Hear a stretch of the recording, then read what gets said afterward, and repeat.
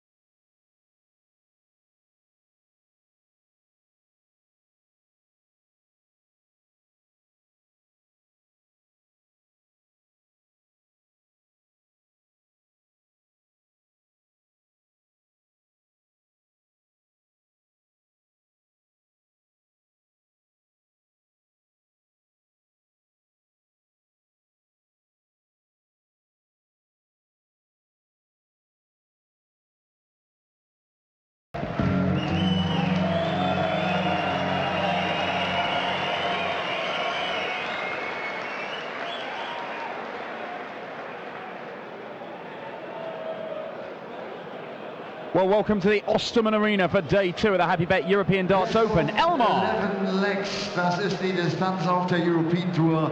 Man braucht also heute 6 Legs, um in die dritte Runde, sprich das Achtelfinale einzuziehen. Und auch den Caller dieser ersten Partie wollen wir herzlich begrüßen. Es ist Paul Hinks. There we go, Elmar Polka, our MC, just getting things started for Day 2 of the Happy Bet European Darts Open live from the Ostermann Arena in Leverkusen, and it's all begun in the manner of a sort of weird wedding. Several thousand people singing along to Neil Diamond, Jerry Hendriks dancing like an embarrassing uncle. But it's the opening game of the day. We've got 16 matches on the way for you, and it's Gurney against Jerry Hendriks, the top player from Northern Ireland, against one of the army of Dutchmen competing here in Germany this weekend. I'm Dan Dawson. Chris Murphy sat alongside me for this one. Just seen Darryl before he went on stage. He said if things go as they've been going in practice, this is going to be a quick game, so it is. Well, I've heard many a dart player say that they wish they could take their practice game onto the stage. Let's see if Gurney can do that. Certainly got the crowd going already with those two entertaining walk-ons.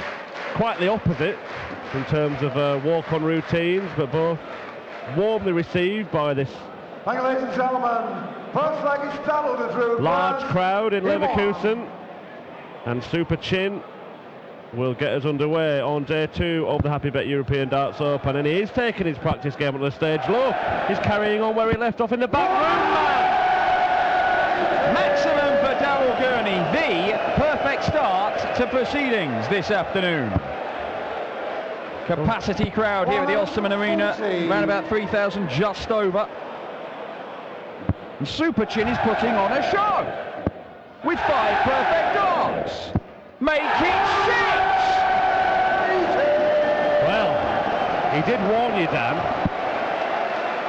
and I haven't got the stats in front of me, but I reckon he's averaging around 180 right now. 141. It's going to go down.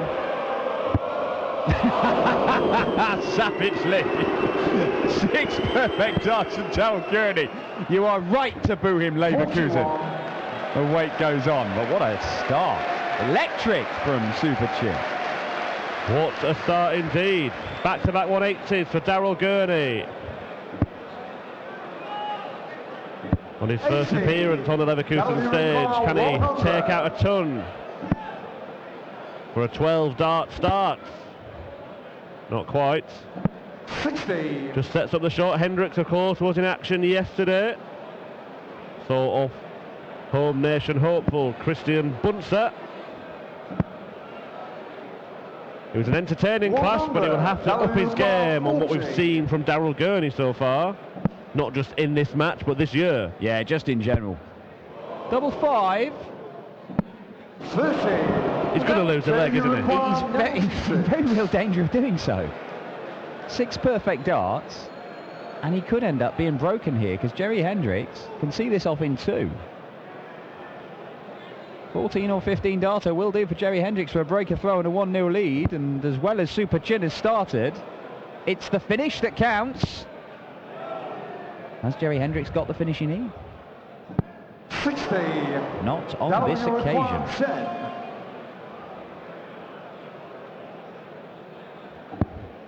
No Oh score. my word. Jerry require 36. Buffs his score first start, Darryl Gurney, and Jerry Hendriks, surely now the leg is his. Well, Darryl Gurney took just 6 darts to get down to a finish in this opening leg. And it's a leg that he has lost. Jerry Hendriks. And he's been broken. Jerry to throw first. Well, Darryl Gurney said to me before he went on stage, if things go as they've been going in practice, it's going to be a quick game. Now, that's ambiguous. I mean, he might have meant it's going really well in practice, I'm going to win this 6-0, or he might have meant I can't hit any doubles. Maybe he was just practicing trebles, and I know you're not a fan of that particular 58. routine. I'm not. I think it's ridiculous. I mean, he is good on trebles. He's excellent on trebles. There's 2 there. 123. Yeah, Darryl Gurney, a man who has reached at least the quarterfinals in each of his last 3 tournaments. The last European Tour and the last couple of Players' Championship events, 1 converted into a semi-final. So you would expect to be here tomorrow. 58. Taking on the winner of a match tonight between Michael Smith and Peter Jakes. Yeah, looks a good game, that, doesn't it? Certainly does. Plenty of good games on the menu today. Next up is Gerwin Price against Mark Walsh. This evening, Michael van Gerwen and Vincent van der Voort go head-to-head. Also Dave Chisnell against James Wade, a real standout clash as well. This afternoon, the likes of Joe Cullen, Krzysztof Ratajski, the Polish champion, raising a few eyebrows on the European Tour this year is Ratajski. John Henderson against Kim Huybrechts. Joe Cullen's been raising a few eyebrows, his own eyebrows. Yes, he does. Yes, that's true. 60. Once again, Gurney down to a finish first, but the scoring wasn't the problem for Darryl Gurney in the first leg. So finishing. 96. That will require. They want Shanghai. 20. And it's a good guide for the treble. And he's found it. Double top. 100. And another double that he hasn't hit. And Hendriks is on a finish, and it's one which requires just 1 treble to get a dart at the bullseye. He's taking his time, Joe Hendriks. Did this in the first round when he overcame Bunser, the host nation qualifier, and it helped sort of take the sting out of the game, quieten down the crowd. Here, I think he's doing it just to give himself the best chance of taking out this 122, and a bullseye will do exactly that for a 2-0 lead against the number 12 seed. Oh, you don't get much closer. That'll you require 20. Moved it, didn't he? He moved the ball. As Darryl Gurney finally pins the double and levels up. And after all the drama at the start of this match, it's as you were, back on throw.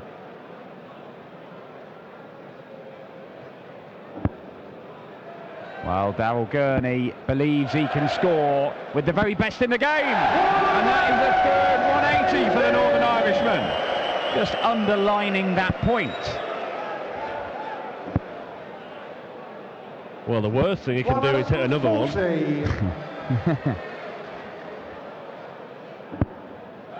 The worst thing, Darryl. There you see. Yeah, well played. 135.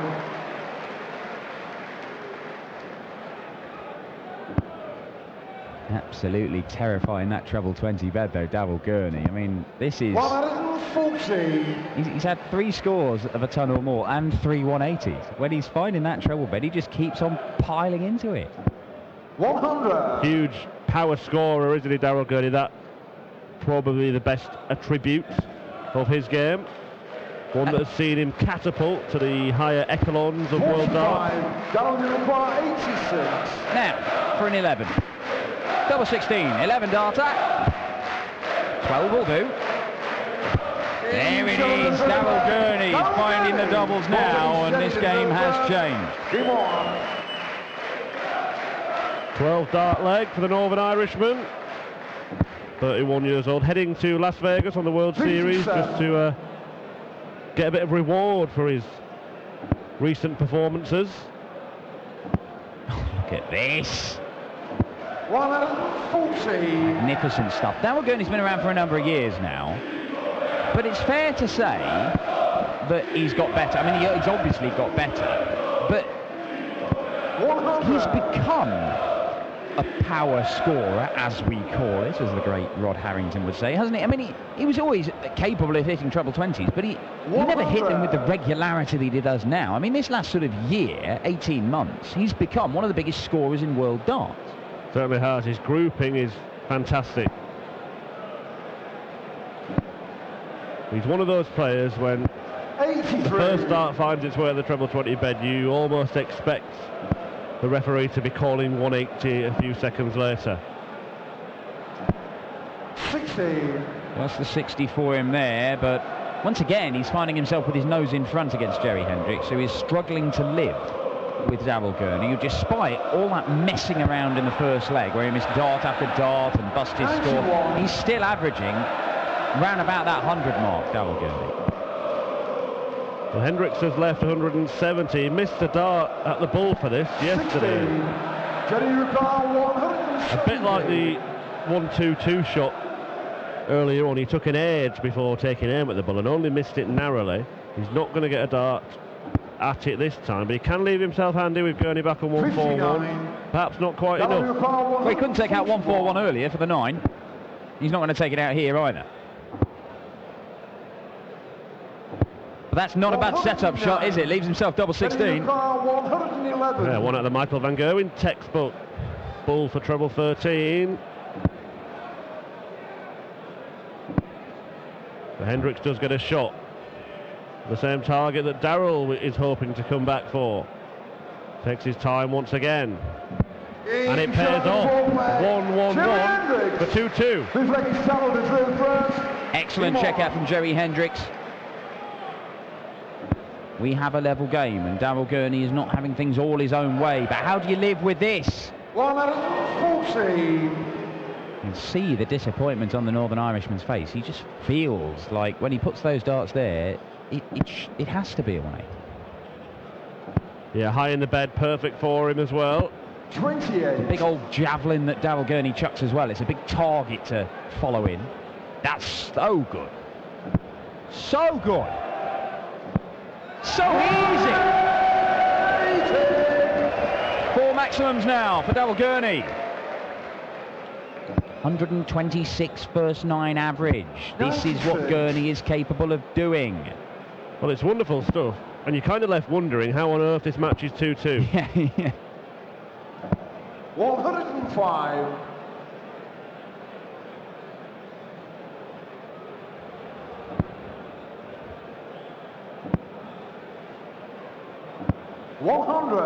That'll require 76. Well, he's already had 112 dart leg. This for another. Oh, no, he's not going to do that. Oh. 78. Okay. Hey? He's busted score. No score. There we go. I mean, Daryl Gurney, I know he has problems on his doubles sometime, but checking out -2 is going to be very, very difficult. 45. That'll require 76. Right, 76.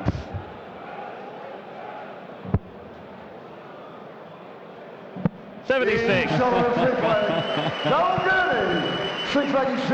and Daryl Gurney seeing the funny side in the end. Oh, I'm not sure I've ever seen that before. I remember one kind of similar thing at the World Match Play when Michael van Gerwen took out a check out and Paul Hicks called the score without calling game shot, and Michael van Gerwen and Phil Taylor were just kind of looking at each other and bemused. 100. Well, either way, Gurney has started off again by piling into the treble bed at the start of his leg. And Jerry Hendriks, I mean, 60. it's not like he is still in this game. He's won a couple of legs, only one leg behind, but some legs you feel he's just sort of an interested spectator. It's all about Gurney and whether he can kill the leg off, because 60. Hendriks just cannot score like Gurney can today. Look at this. Yeah, that's perfect. Gurney's managed shares the record on the Euro Tour for the most 180s in a game. He hit 9 in a game. And this is the sort of mood that he's in today. You would not, if this goes the distance, if this does go 10, 11 legs, I would not be surprised to see Gurney threatening that record the way he's was that on his run to the final in Venray last year? It was, yeah. Reached a semi-final in Gibraltar, of course, came very close to reaching a second European Tour final that weekend. However, Hendriks is on a reasonable 85. outshot here. Getting your call 120.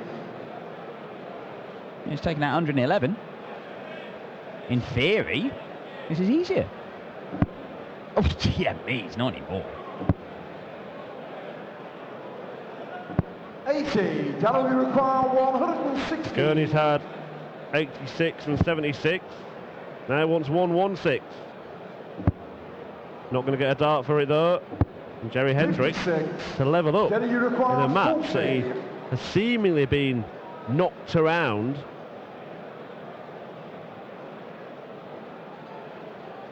Could be level.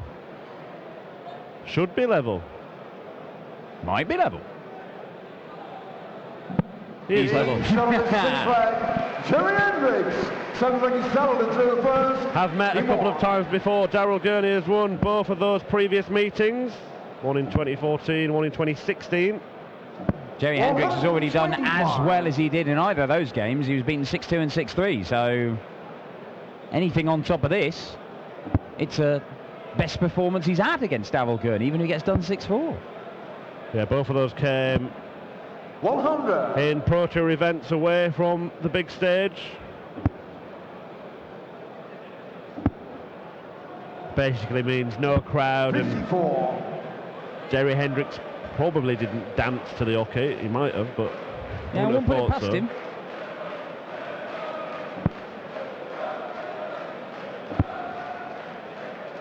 And Gurney probably didn't conduct 100. an orchestra of Sweet Caroline to his manager and family. I don't know, I've met his manager. Yeah, it's a fair point. Anyway, 180. Not quite. 140. Jerry Hendriks away from darts. He's a salesman for a darts manufacturer. He's all around Europe. 100. You would think he's got decent gear.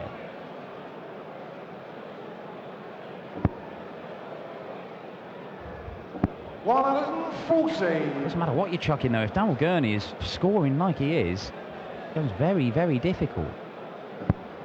That's a great looking dart for Hendriks. Oh, yeah, and only 4 more points accumulated with his next 2 darts. The 42 for Gurney, so double 16. It is only to hold. He does hold. Hendriks can just stay with him. It only takes one bad leg from Gurney or one sublime one from Hendriks. We might get the outcome that we were not 44. expecting. Well, look, Gurney is still the favourite, as he was before this game started. He is averaging 96. His first 9 average is very, very good. I mean, 10 points clear of Jerry Hendriks, but we have seen very recently games on these Euro Tour stages where players have ended up averaging 13, 14 points less than their opponent, and they've still managed to win because they've taken out one big shot at the right time and it's turned the game in their favour. And he's still hitting 50% of his doubles, Jerry Hendriks. If he carries on like that and he hits the crucial ones, 100. maybe another big ton plus check out somewhere along the line, it might be enough to turn the game in his favour. He can still afford to lose one more leg, Jerry Hendriks.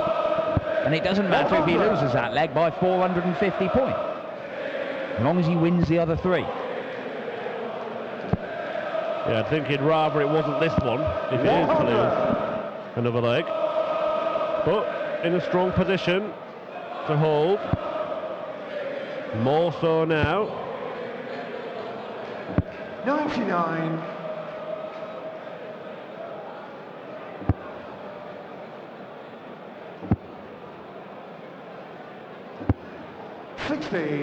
Gurney, you require 118. Well, he's got 2 visits to see off this 118. You're going to need him.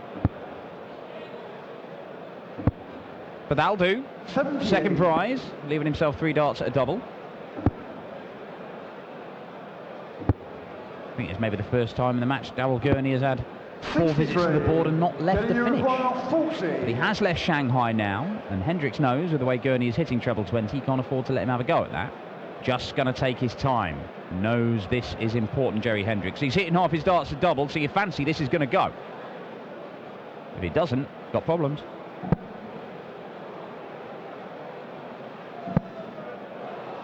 Could have problems. 20. Problems for Hendriks. Big problems. 120 then for Darryl Gurney to break. In what probably will be an effective match-winning shot. Double top. And there it is. And is that the blow that ends Jerry Hendriks' hope here at the European Darts Open? Daylight for Darryl Gurney, who has a 2-leg lead for the first time. Yeah, Jerry Hendriks. The one time that he actually outscored Darryl Gurney, perhaps in this entire, the only leg where he's managed to do it in this entire match, and Gurney has snuck up behind him, taken out a ton plus, and kicks off 180 in this leg. And Gurney has hit all 5 of the maximums in this match. And if he does go on to close this out and win it 6-3, it hasn't quite told the whole story of this game. If you just looked at the numbers, you just looked at the scoreline, you might think Darryl Gurney has never been in any problems over the course of this game. He was made to work very hard. Has been. Still not over the line just yet. 60. Yeah, 2 of his 5 maximums came with his first 2 visits to the board in this match. Hendriks just needs to try and cling on to his coattails. Has to find the treble to do that. Can't. And Darryl Gurney has found a treble. Will be on a finish. A decent one. A very simple one indeed. 6 of the best from Darryl Gurney. And he's 81 points away from the 3rd round. The record on the Euro Tour is 9 180s. Darryl Gurney has hit 6 in just 9 legs. And how many times has he gone treble 20, and ended up with a ton 40? I mean, it could have been even more. Look at this! 71. Well, Darryl Gurney has just battered Jerry Hendriks in the scoring stakes. That 120 checkout may prove to be the pivotal moment of the match. But Hendriks still has a tiny glimmer of hope. A tiny little glimmer of hope. A tiny little target that he's missed. 18. Darryl requires 10. But he threatened to keep this match alive in some sensational style. Darryl Gurney has blocked double 5 there. He might even have a case for setting up another double. He might have wished that he had. 5 score. Gurney requires 43. Just landed so awkwardly and obstructed the target, and now Jerry Hendriks gets a chance that he will be very, very grateful for. Is it one he's going to take?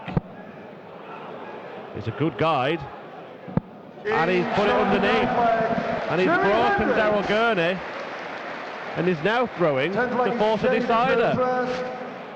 Well.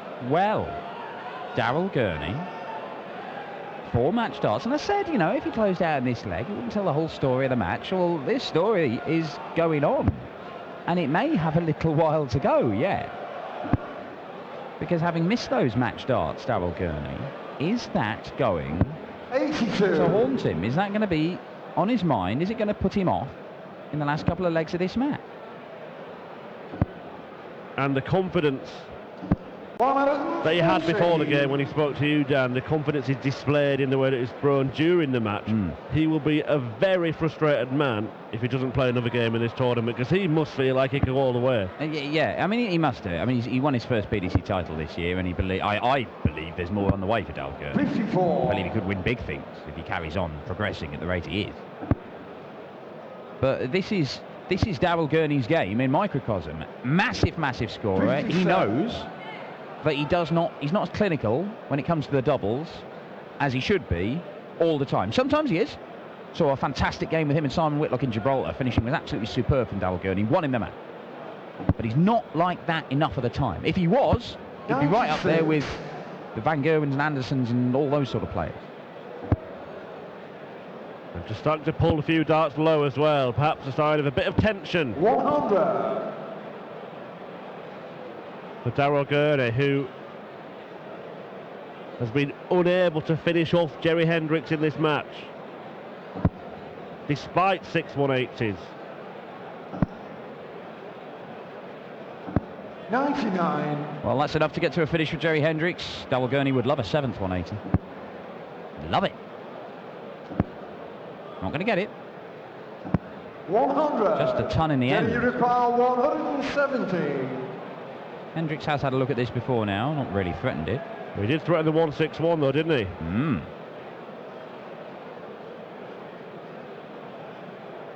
Again, taking the sting out of it, calming himself down, but getting us excited under false pretenses. 80. You could hear the groan in the crowd when that second dart went into the 1. There'll be some noise here if the 104 goes, and it's not going to. 78. 88, sorry.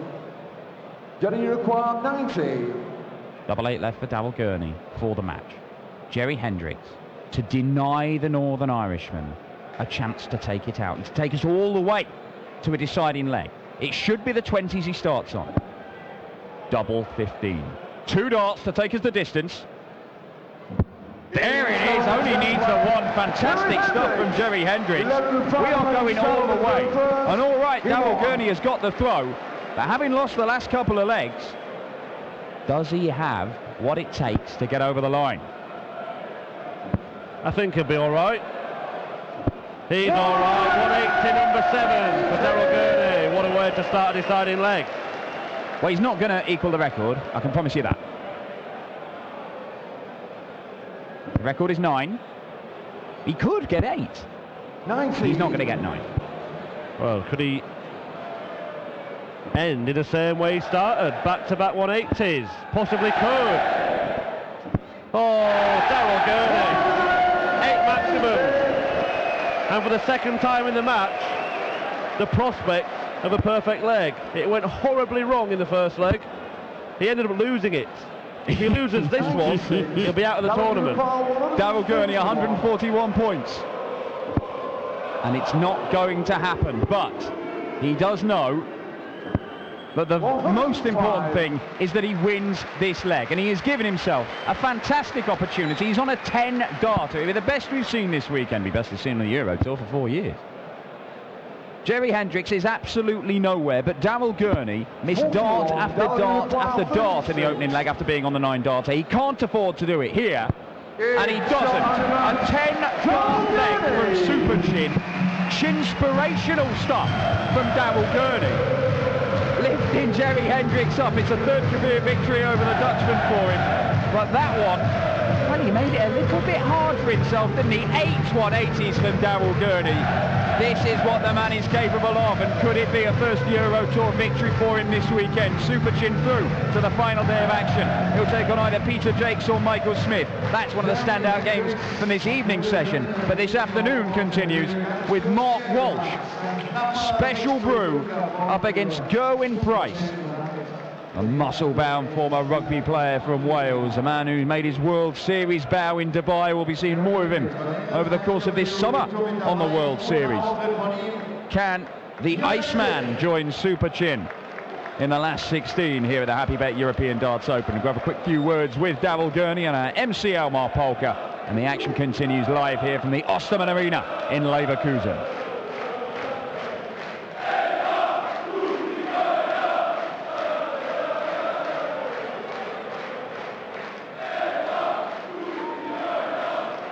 So Daryl, congratulations. You started and you ended with 6 perfect darts. We want 9. This is brilliant, but not good enough. I mustn't be able to count that far, so 6 is good enough.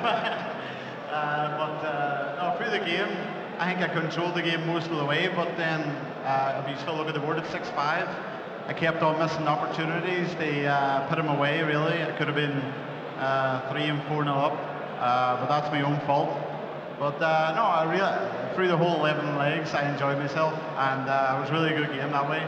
After this 120 checkout to go up 5-3, I think, I thought this game is over now. I was so did I, because I think I had a 180 or something, and then a 3 for double 5, and I put it on the wire.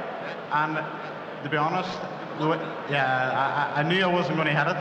I was trying to hope hitting going in, but no, I wasn't to be. But I knew at that stage, and I knew it was going to go 5-all then, and I was just kind of getting myself ready for 5-all, and then thankfully I had a couple of 180s, then took it out in 10 darts. Yeah, 10 darts last leg. See you tomorrow again. Thank you very much. Daryl Gurney.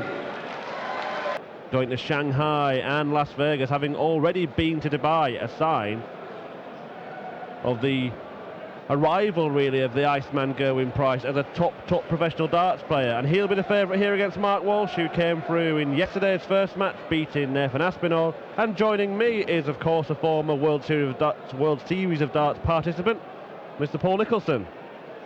Thanks, Murph. Interesting clash we've got here.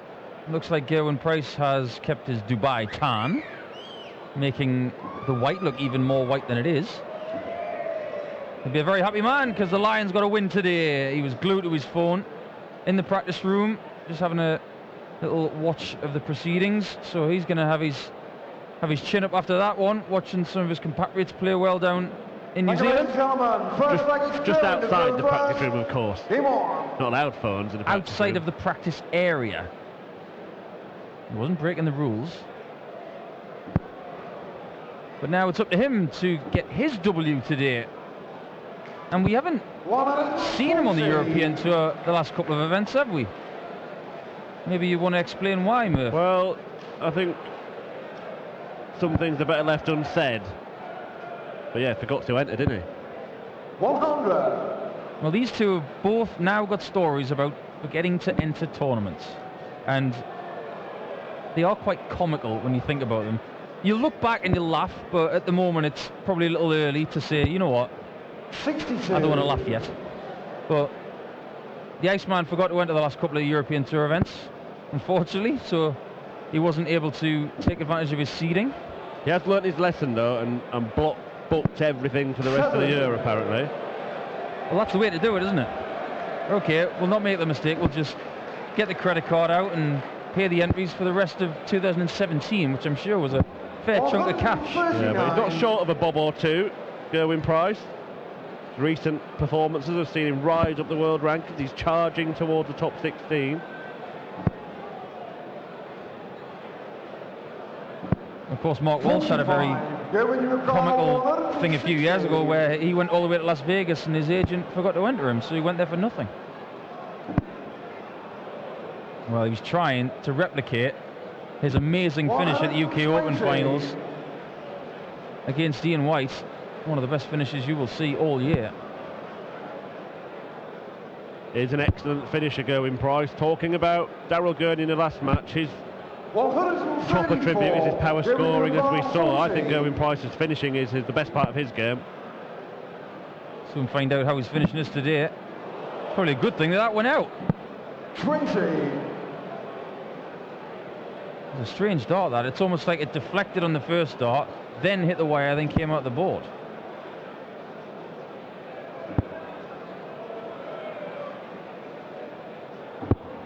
He has won a couple of PDC titles, of course, Gerwyn Price. Won back-to-back Pro Tour titles, didn't he, last year?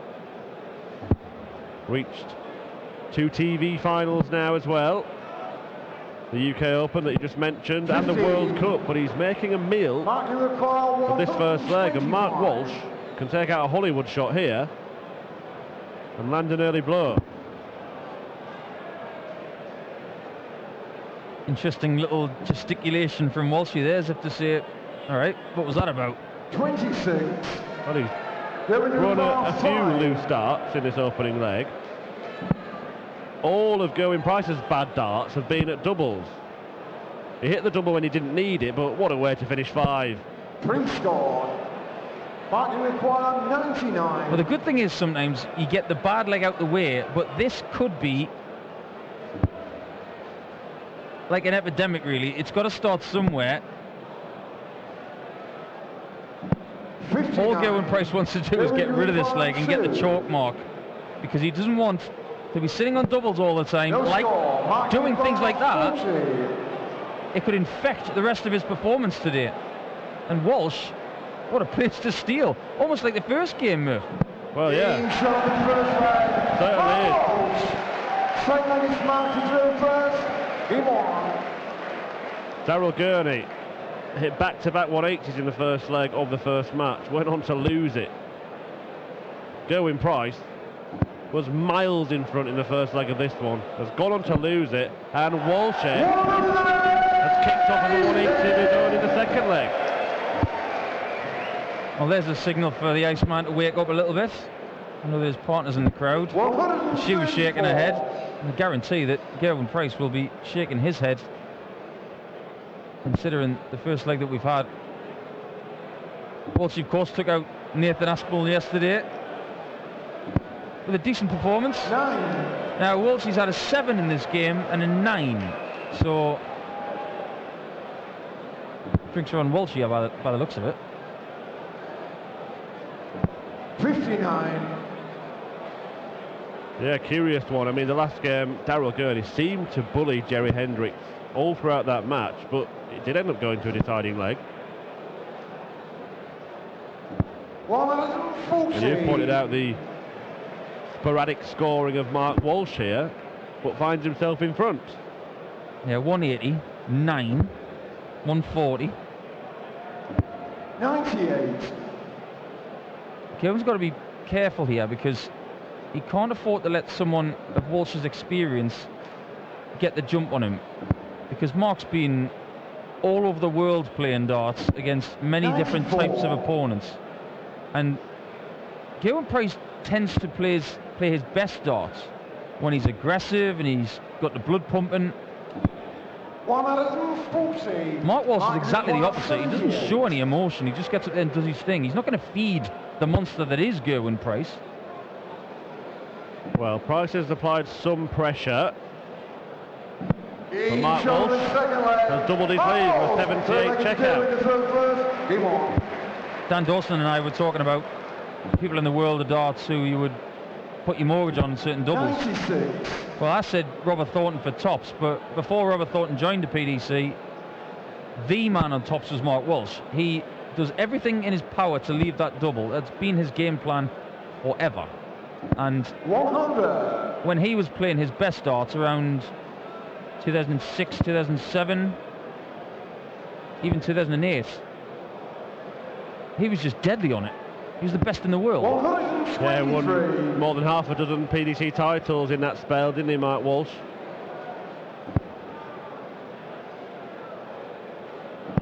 Bit of an unsung hero, Walshy, amongst some of the pros, myself included.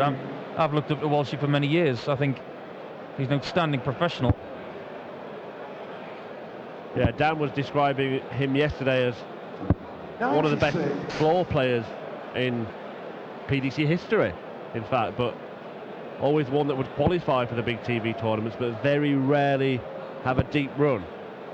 In that sort of ilk of Dennis Ovens, 95. Mark Walsh, you know, those really good, solid PDC professionals that would probably admit that they could have done a lot better 100. when it came to TV titles. Obviously, Mark made the final of the UK Open, which is an incredible achievement, and a semi-final of the Grand Slam, but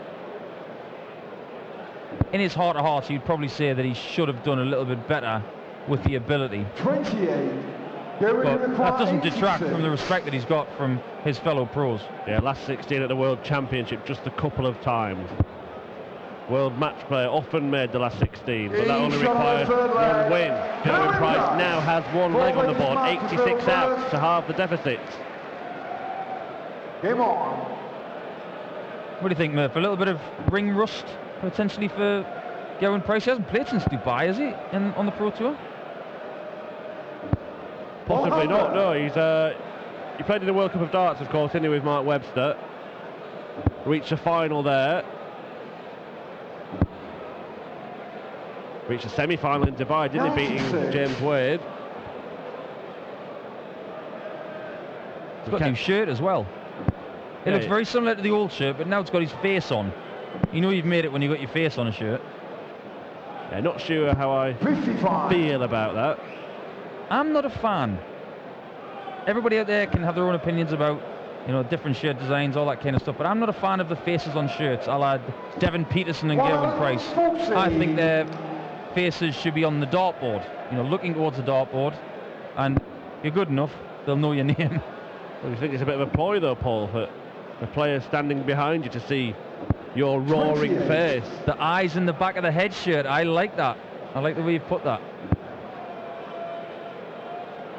And he's got his eyes on a maximum here, Gerwyn Price.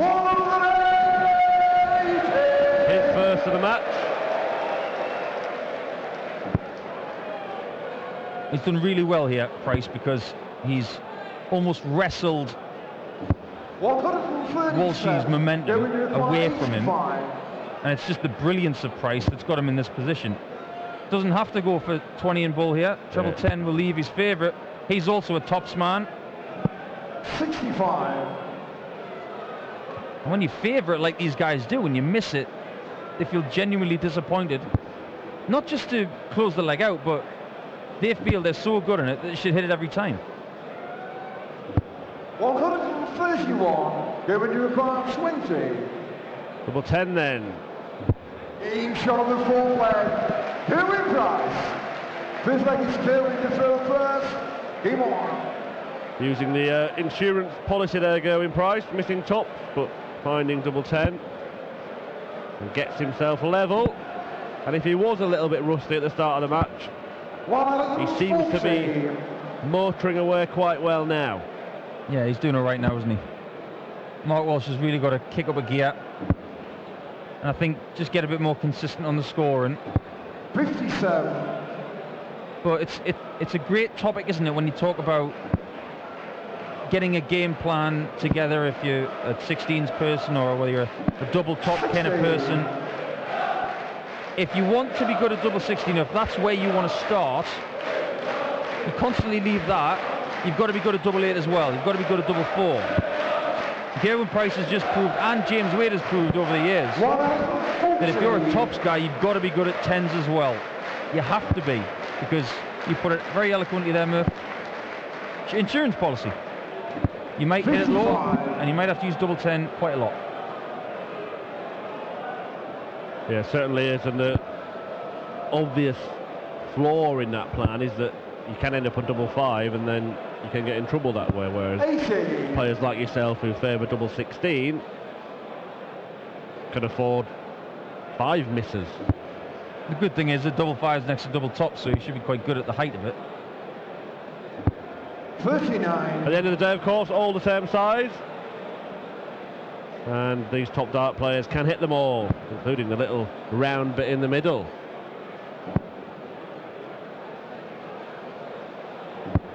Gerwyn Price, I mean, it's easy to forget, Paul, that he only turned professional in 2014. And look at the strides he's made in that time. He's definitely used some of that mentality from his former rugby days. Coming into darts, not caring about reputation, just walking in and saying, you know, I'm pretty good too. And everything he's done is all down to him. Nobody else. He's done the lot. He's got a lot more to give. He's got a lot of platforms over the next few weeks to prove to people what he can do. And now, well, he's got 91 left, but he thinks that he may have blocked the treble 17 bed, which is why he's moved across to 57. I see the logic to that. But the way his darts lie, I think if he'd have gone a bit more to the left, he could have still got it in the treble 17 if he'd have wanted to. Consequently, didn't have a shot at a double, hasn't left a double, and Mark Walsh has left tops. 2 10s to get back in the lead. 32. Take that score, 56 left. I think one of those cases where the first attempt at double was so far away that it planted a seed of doubt in his own mind for the second one. Yes, indeed. Double top for Price. And that's a peach. It's a bit of a strange game, isn't it? Yeah, it's got a feel of carrying on like this and going down to the wire. Complete contrast to how yesterday started, with a run of easy victories for the winners. 96. Well, we're getting to the gritty end now, aren't we? We're getting towards Mark Walsh, for instance. If he got through this game, that would be a lot of ranking points for him. Be a good confidence boost to get into the final day and have the opportunity to go further. Price, however, all he wants to do is win this match and make sure that his money counts on the rankings. And it's certainly important for players ranked around Gerwyn Price's seeding and below, 100. because without adding to ranking money, especially having missed the last European Tour tournaments, you're in danger of having to go to qualifiers. And he doesn't want to do that because that extra night away is another night away from his family, his partner. It makes things a lot harder for you. And you've got to remember as well that if you're seeded, you don't have to play until the Saturday. You can fly out on the Friday when everybody else is under pressure, trying to get through to face you.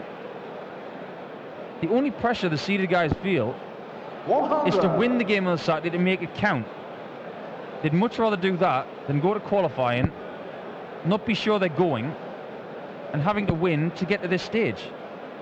It's a great reward to be seeded in the European Tour at the minute. 140. 140, and it's on.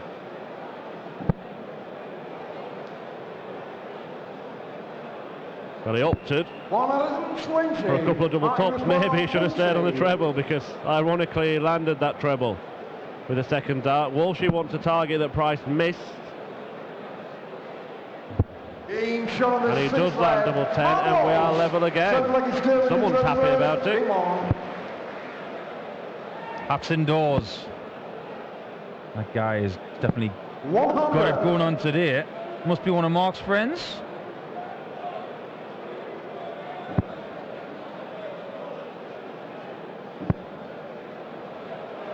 I'd like to say that Walsh is probably the pioneer of 68. sans hair for the hockey.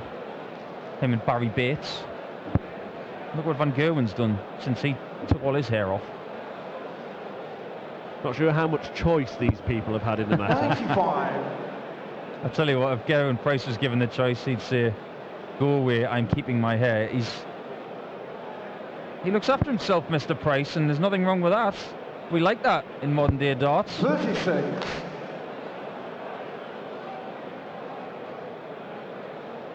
Well, you were the pioneer, Paul, weren't you, for the new breed of darts players?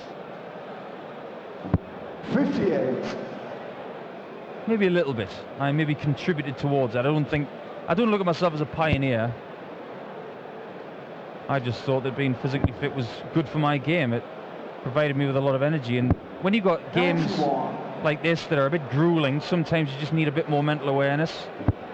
And if you get through to tomorrow, it's a long day. Yeah, preparation the key, and it's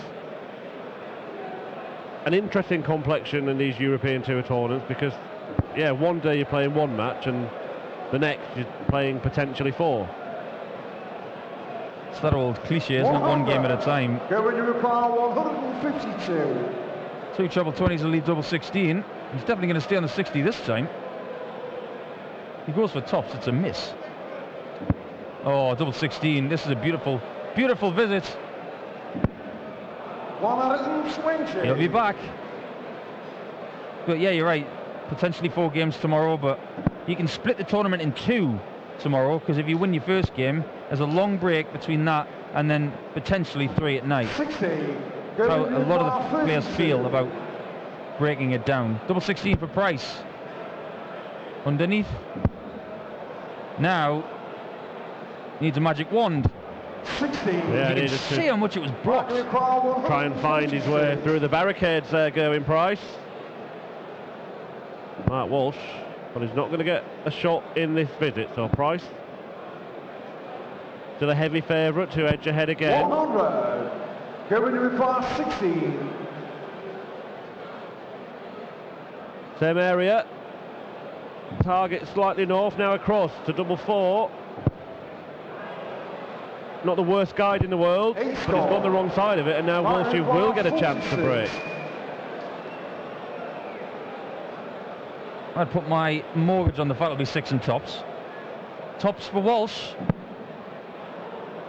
As good as guide as he could possibly have. 26. Unfortunately, couldn't sneak it underneath. Yeah, bent the wire with the first start at double, but couldn't find the target with the second either. Bit of a let off for Gerwyn Price. Game shot the 7th leg. Gerwyn Price. He's used up a few lives in that leg. Game on. Well, penny for his thoughts at the moment. Just get the feeling that because he's been away from the circuit for a couple of weeks while other guys have been playing, 16. maybe it's just a little bit of competitive edge that's missing, and sometimes you've just got to break the shackles a bit and have a gritty performance, and that's exactly what this is. He is having to dig deep, isn't he? He's 97. kind of making hard work of it. You've got to think that the pressure's on Gerwyn Price as well, because he's the seed. Mark Walsh, with his experience, will know that everybody expects Gerwyn to win this game, and he'll just motor on as he does, do his best. Will it be worrying him that the best part of his game is just not there today, as we agreed earlier on that his finishing is the strongest part of his game? He's missed 18 darts at double in this match. I think he's mentally strong enough to say sometimes you just have days like this. And for everybody out there who wants to be a dart player or wants to know what it's like to be a dart player, it's a mental struggle every single day. Sometimes you wake up and you hit everything and you think you're the best in the world. Other days it just doesn't happen, and you have to fight and just keep believing that every percentage that you've got in you, and your skill and your mental awareness and your practice will get you over the line. That's one of those days today for Gerwyn Price. It's not one of those days where he wakes up and hits 180s and big finishes for fun. He's embroiled in a battle here with Mark Walsh, and Special Brew will be happy enough with that.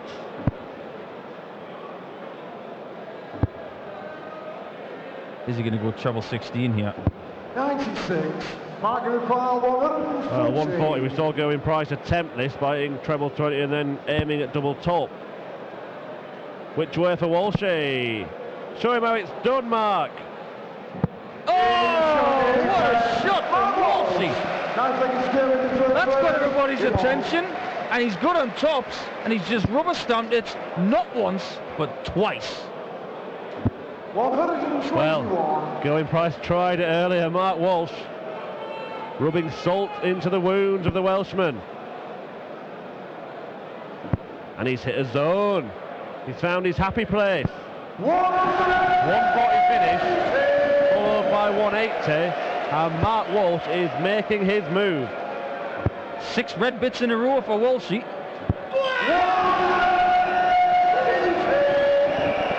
Maybe that's what he needed to wake up, because the monster from Wales just let out a roar that we heard through our headphones, and they probably heard in the arena across the road from here. Well, that was for Mark Walsh's benefit, make no mistake about that. Couldn't even hear Paul Higgs calling the 180 for Gerwyn Price's roar, and he's going to be roaring again, is it? He is, at the 140. Well, Mark Walsh, this is all your fault. With the brilliance that you brought at the back end of the last leg and the start of this leg, you've just woken up something monstrous. The beast has been unleashed. Do not make him angry. You won't like him when he's angry, Paul. Double top.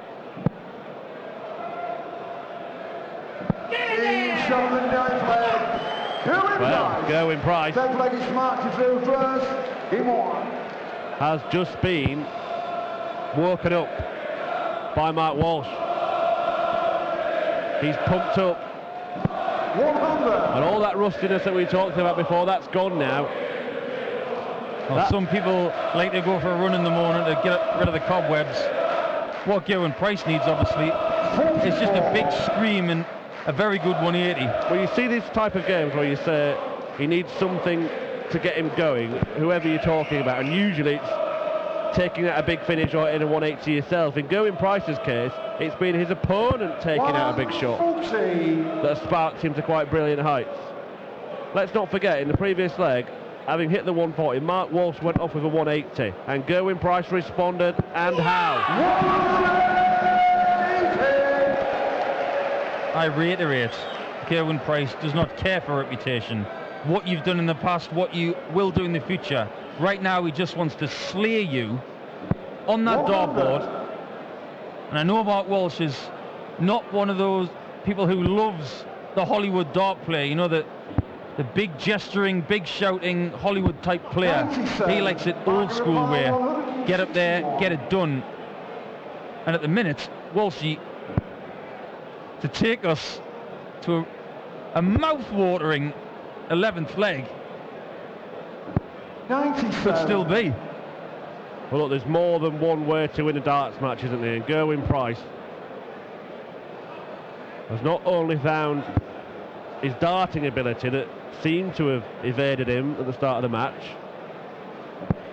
60. but he's found that motivation and 64. let out a few roars, and it's helped him along.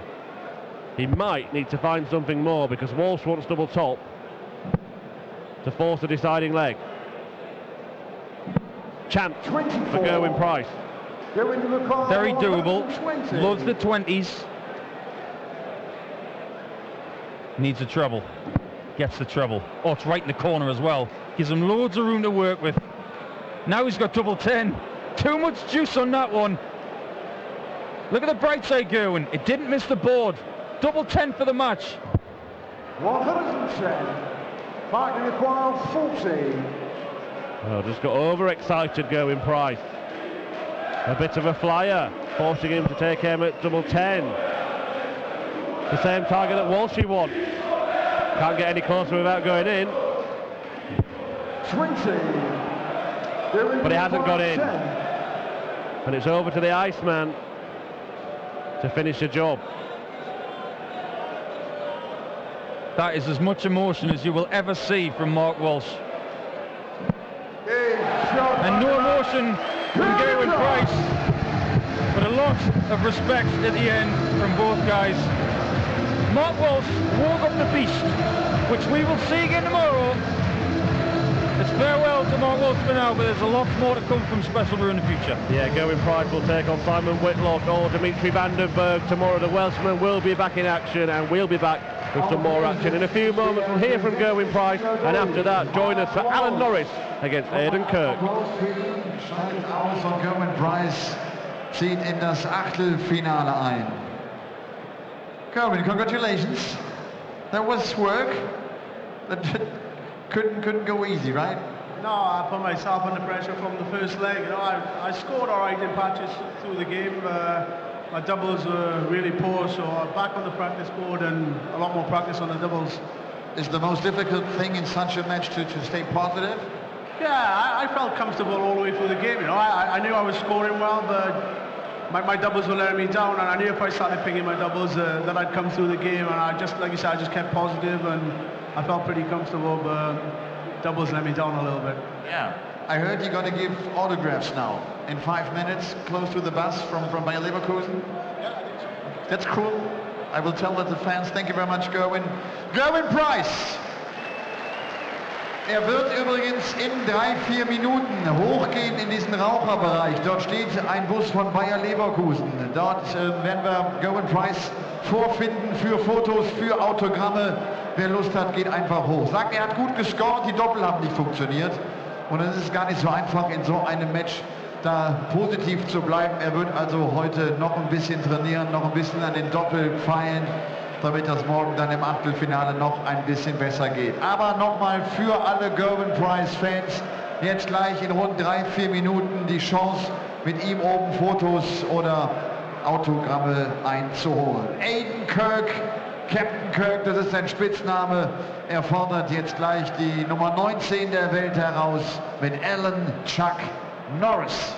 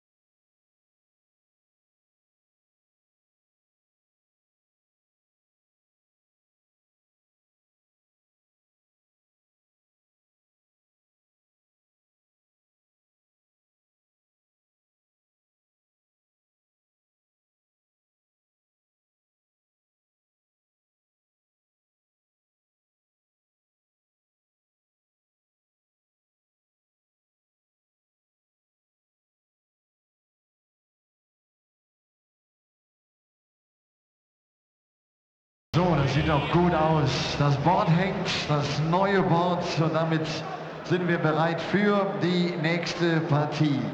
Er kommt aus England, ist noch gar nicht so lange mit dabei auf dem PDC-Circuit. Gestern hat er sein allererstes Match hier auf der European Tour gespielt. Er hat sich knapp mit 6:5 gegen den Niederländer Michael Ploy durchsetzen können. Steht aktuell auf Weltranglistenplatz Nummer 125.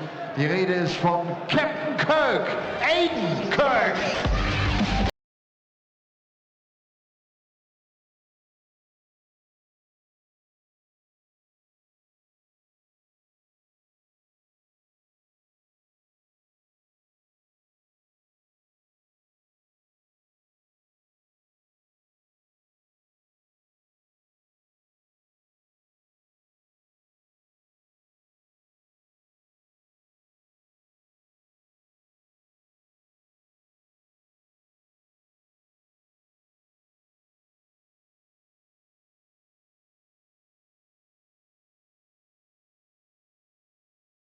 Bergh nimmt es auf mit dem BDO-WM-Finalisten von 2014. Seit 2015 ist er auf dem PDC-Circuit mit dabei, hat inzwischen 3 Pro-Tour-Turniere gewinnen können. Unter anderem gab es auch einen Erfolg auf der European Tour 2016 im vergangenen Jahr in Hildesheim. Die Rede ist von Alan Chuck Norris.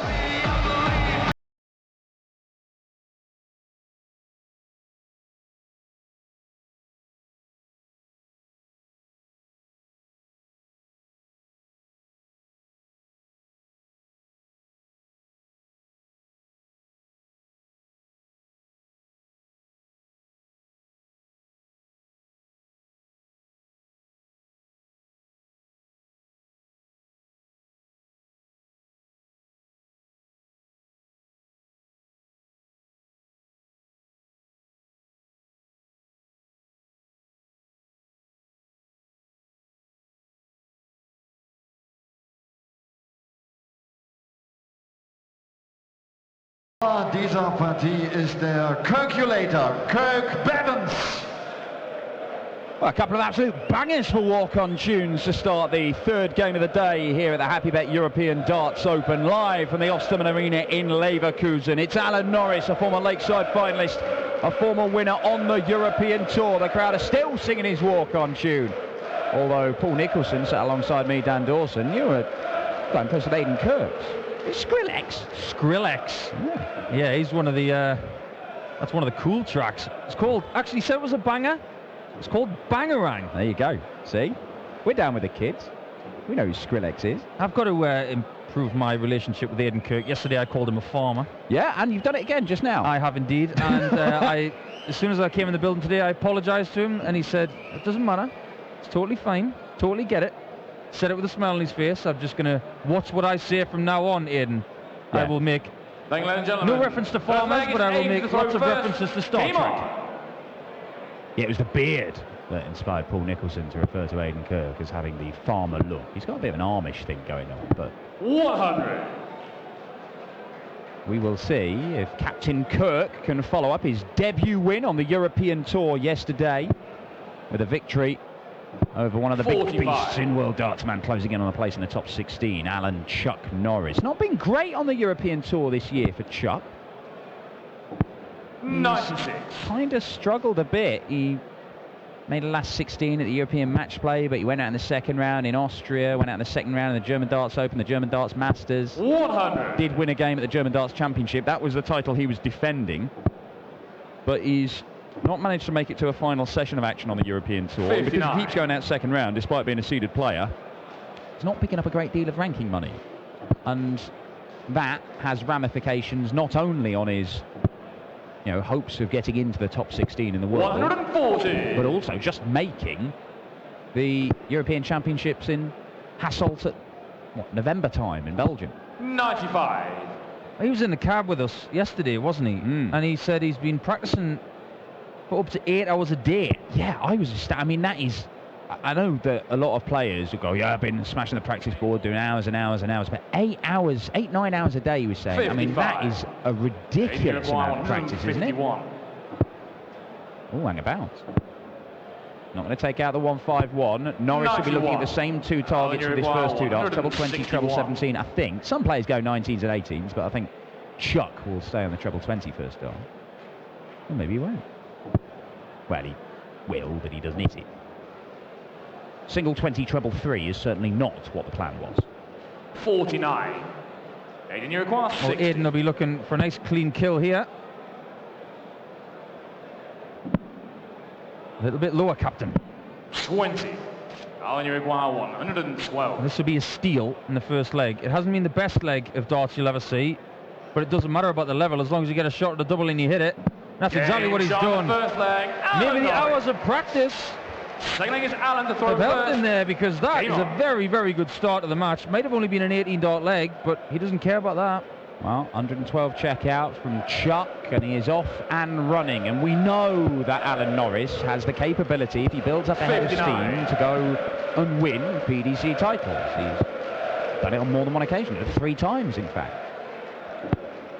32. He's a bit of a Jekyll and Hyde character, is Alan Norris, in terms of his darting ability. He's consistently just a nice man, but when it comes to playing darts, he's either on 140. it or he's nowhere near. There doesn't seem to be much. He doesn't seem very good at grinding out victories, Alan Norris. 140. Yeah, he's got an A game and a C game. Yeah, there's nothing in between, and he sometimes, he'll go out first, second round, or he'll go on and make the semi-finals final or win it. It's just that kind of player. 54. Which does mean that when Alan Norris turns up and gets on stage, you have absolutely no idea what's going to happen, which I find quite exciting. 85. I agree with that, actually. He's turned into, he's rather taken Andy Smith's mantra Yeah. as, you know 100. what, I might be slightly unpredictable, but I'm going to win a title every year. Yeah, Pieman had that capability, didn't he? And the one thing 55. Terry Jenkins, of course, great 148. mates with Andy the Pieman Smith, who doesn't have his tour card anymore, Pieman. But Terry Jenkins always used to say, Pieman's a fantastic dart player, and he has incredible talent, and he showed that because he won titles, but he 88. didn't put the work in. He always criticised him for being lazy. Well, Alan Norris has been putting the work in over the last week or so. A lot of work as Aden Kirk 136. misses out on a big free Alan, treble you require visit, 60. but 60 for Norris. Topsy once, he's hit it once. Game And he shot hits the it second again. leg. It's Alan a Norris. brace of 18-dart legs, and Alan Aden Norris, throws first. he's never shy Game on. about letting everybody know that he's happy with what he's just done on a dartboard. This is true. 60. There's a lot of fist pumping going on when Alan Norris is winning legs, that's for sure. And 2 18-dart legs is about sort of 83-ish average-wise. And he'll want that to 121. improve, because 83 might get you over the line sometimes, but 140. you've got to be going 90 plus Yeah. towards that 100 mark if you're going to worry that trophy tomorrow night. Especially when we've got so many talented players coming into the competition over the course of this afternoon and tonight. Yeah, well, Double Gurney has already signalled his intent. I know it took a deciding leg to beat Jerry Hendriks earlier. 140. But he did average 98.5 and hit 8 180s, one shy of the record on the European Tour, which he jointly holds with Michael Smith. 96. Aden Uruguay 161. Aden's had a much better leg here. Good scoring.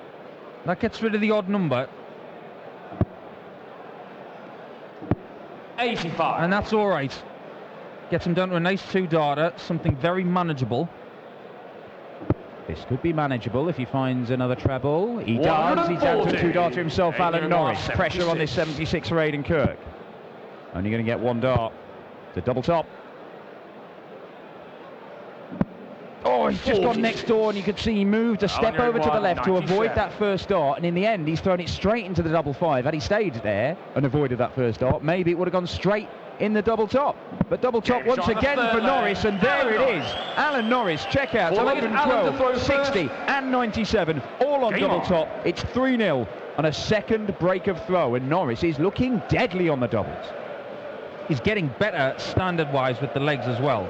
That's encouraging for Chuck, because like we've mentioned, over the last few weeks, he's been somewhat erratic, and he's been searching for some consistency and searching for that little key to get back to the way he was playing when he won a title earlier this year, or the European title that he won last October.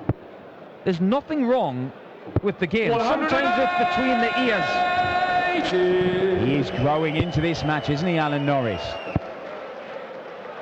His finishing has been excellent, and if the scoring is added to this performance from Norris, then Aden Kirk is in danger of getting absolutely obliterated by Chuck. Look at this. 127.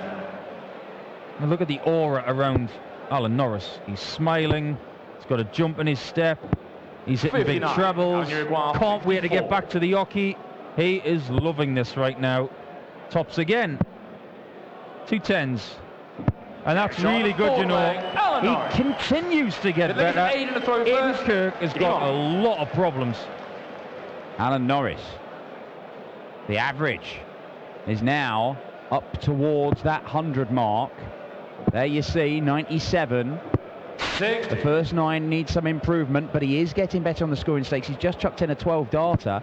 This is the Alan Norris. This is getting towards Alan Norris A-game territory. 100. And that is the game that can win titles for Chuck. 67%. The only 2 darts he's missed, he's 59. taken it out in that visit. So he's not given Aden Kirk a chance. When he's got himself to a double, he has not allowed Aden Kirk back to the board. Aden Kirk, of course, was involved in such a battle yesterday with Michael Ploy. We had no idea where that was going to finish up. It was just toing and froing the whole game. He came through John Bowles and Jim Brown in qualifying. Full credit to him for getting to this stage. And he's not 85. Out of this game. If he can just chip away from here and not allow Alan Norris to get any further away, anything's possible. 99. Yeah, but it's that momentum, isn't it, Norris? When he's got his tail up and he is bounding around on stage like he is doing here, he's a very difficult man to stop. He doesn't leave you wondering what he's thinking, Alan. You wouldn't have wanted to be in a fly in that sandwich. 140. Excellent reply from Aden Kirk. Sees the frustration from Alan Norris, who doesn't leave himself a finish. Aden Kirk steps up. Big score. Will give himself a chance to take the leg and start his little momentum train potentially. 46. Well, he's missed 3 darts at double so far. Well, he's at the double there. 28 off, and it's just next door he wants, isn't it? Double 9. Game shot on the 5th leg. Why not? Why not? 6 leg is Alan to throw first. Game on. Well, darts needs a game sometimes, isn't it? That is one of the best checkouts you will ever see, in my opinion. I'm going to give him full credit for that. 108. That's the response you want to see, though. Aden Kirk is finding out just what it takes to win games up against the seeded players on the Euro Tour. This is, of course, when the tournament 59. Really gets going. The seeded players entering this stage of the second round point Darryl Gurney and Gerwyn Price, both seeded players through. They've had to work hard. 59. But Alan Norris looking to make it 3 wins for the 3 seeded players in action so far. 100. I don't think the smile's been wiped off Alan Norris's face for the last 2 or 3 legs. He just looks like he's having an absolute blast out there. He must be very satisfied for Norris. He's put in a lot of work, as we said, on the practice board. He knows that he's not been playing anywhere near his capabilities of late. But it is paying off. It's paying off quite spectacularly. Oh, where's he gone? He's gone 14s. 102. He didn't need to go that route, but... Well, with things like that, he should get his own chance. Alan Norris, he does what he likes. Wow. 134. Now, does he split this? 22. Does he go at it? No. I think he goes straight at it, doesn't he? It's Alan Norris. He's not a man who does soft it. Shot on the sick There you leg. go. Alan Norris. 13 darter for Alan Norris. 5-1 to Chuck. Well, how would the joke go when it comes to Chuck Norris? He doesn't have to hit double 11. It's 59. double 11 that hits his dot. Something like that.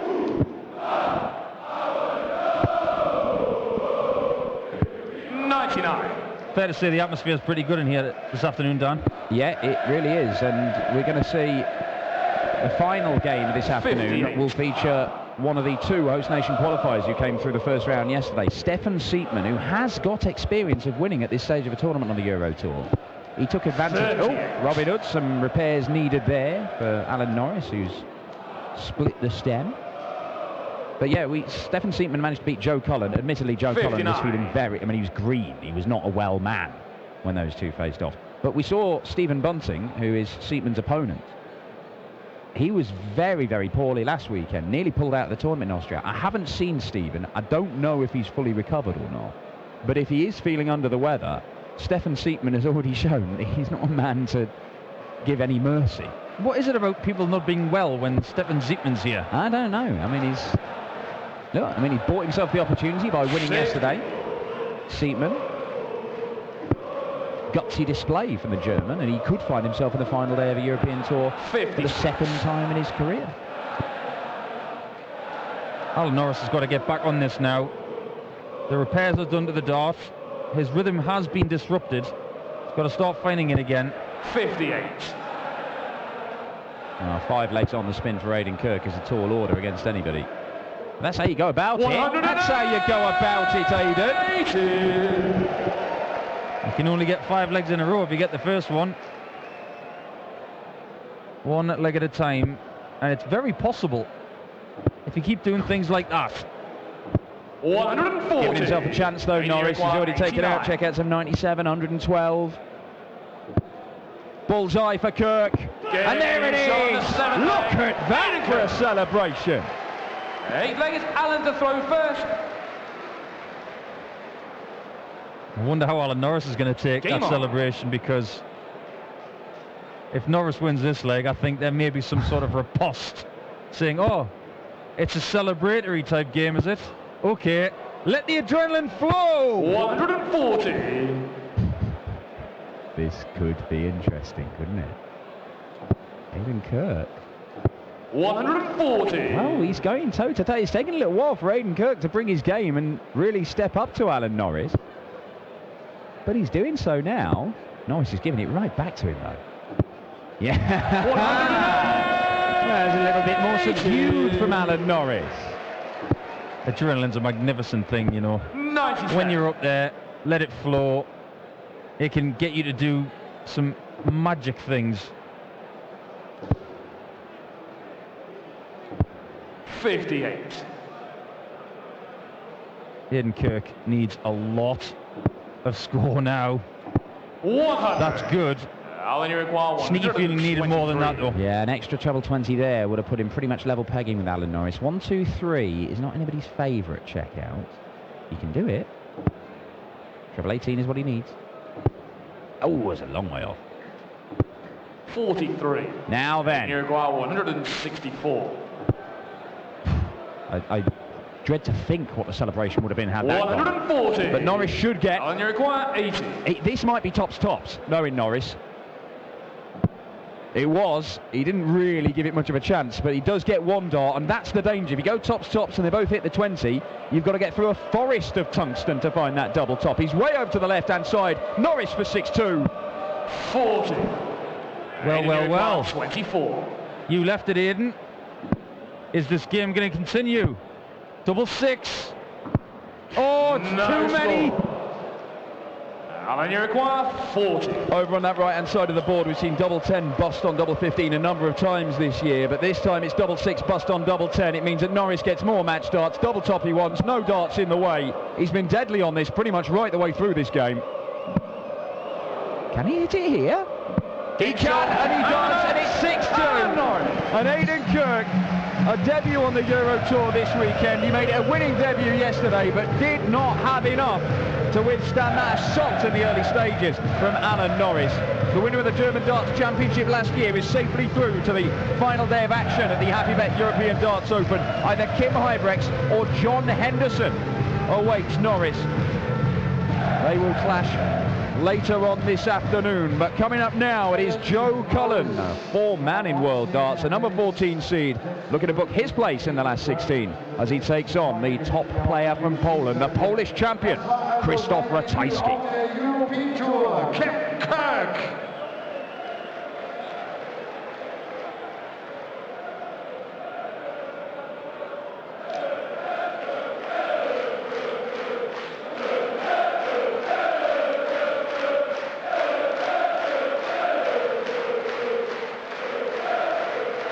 Congratulations, you're enjoying that. Good atmosphere, huh? Great crowd, fantastic.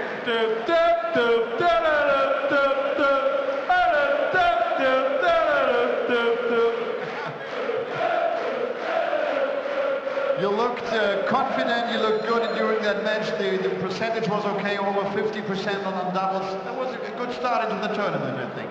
Yeah, it's a little bit cooler. I usually struggle this time of year, like you've seen in Vienna, but yeah, happy bet, happy darts. Let's get it on. New stage. Always, all the players always say they need time to get familiar with that, to get a feeling for the stage. Is that really always different? Always the same stage at the end? Well, yeah, you know, it's pretty much the same setup on the European Tour, so yeah, get here, have a quick practice on the stage, back in the practice room, and enjoy it, you know. And the fantastic crowd in Leverkusen. Magic people. Alan, we see you tomorrow again. Thank you very much. Alan Chuck Norris. Sagt gut, dass ich diese erste Runde genommen habe. Vergangene Woche in Wien war es unglaublich heiß in der Halle. Viel angenehmer hier in Leverkusen. Und damit fliegen auch die Darts vielleicht ein bisschen genauer bei Alan Norris. Er steht also im Achtelfinale und wir kommen gleich zur nächsten Zweitrundenpartie. Joe Cullen wird herausgefordert von Krzysztof Ratajski aus Polen. Bis gleich.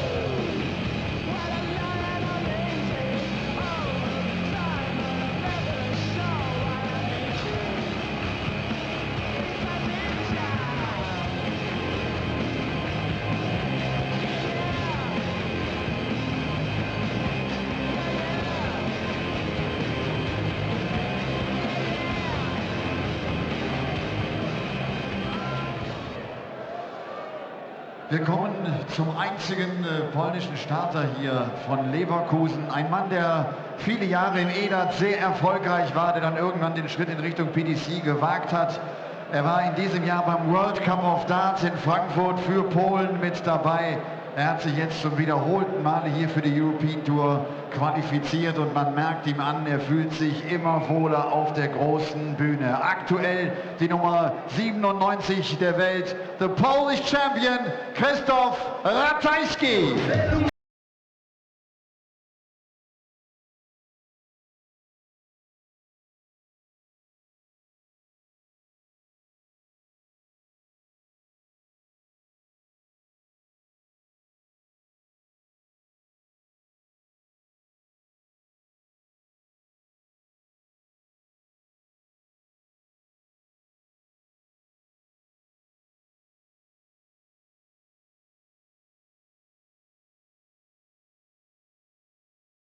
Krzysztof.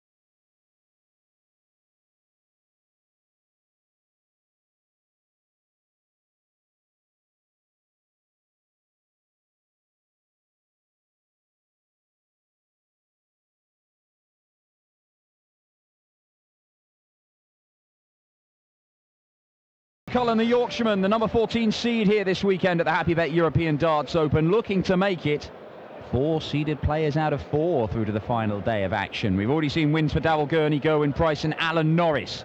Can the rock star join them in the last 16? Well, to do that, he's going to have to overcome the Polish champion, the man who turns up to the East European qualifier and without fail wins it. He's done it 8 times this year, Krzysztof Ratajski.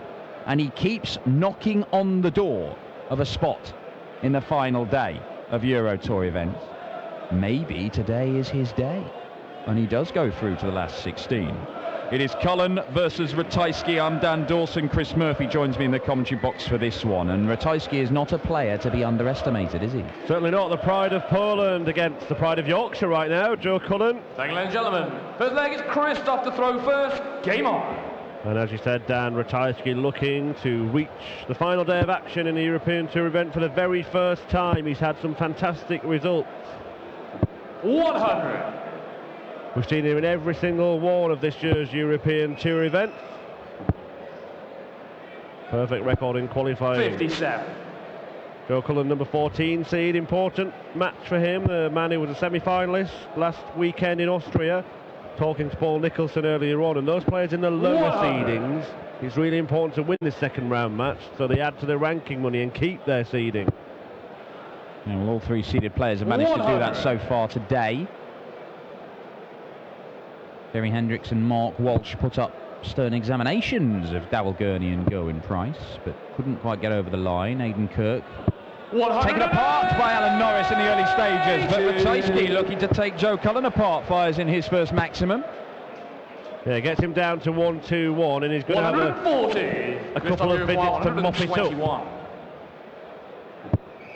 Might not need them. Might not need them. What a start from Krzysztof Ratajski, just wide of the mark. But that won't bother him. This could bother him. Bother him a lot. Maximum for Joe Cullen to leave double 12, but will he get a go at it? No, he will not. 13 darter from Krzysztof Ratajski. Second leg is Joe to throw first. Game on. Well, played at a good pace this match. Cullen hit a 180 last visit. Can he make it back to back? 140. Not quite.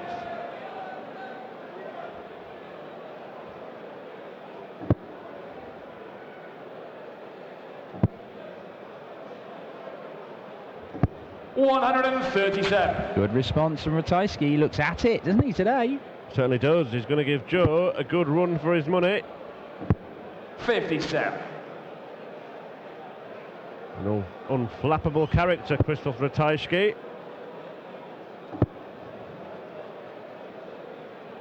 $97. I mean, flicking through some of his results when he's played in WDF events, Dan, and he's beaten the likes of Martin Aden. 121. Still one of the top players in world darts. Yeah. Hey, look, Ratajski's been putting in very, very good performances and seems to be getting better and better. Now, he averaged nearly 96 yesterday in a 6-1, well, battering of Mark Barilli, really. Very impressive, but not a surprise from Krzysztof Ratajski. We're going to be seeing him at the European Championship in Hasselt. He's, you know, he could be one of the top seeds if he keeps qualifying for these and keeps picking up a few grand each weekend. Well, he's 137. It will certainly be interesting to follow his progress over the next year or two. He's got perhaps Mensur Suljovic as a marker to follow. Krzysztof Uruguay 71. 71 to double his lead. 18 for tops.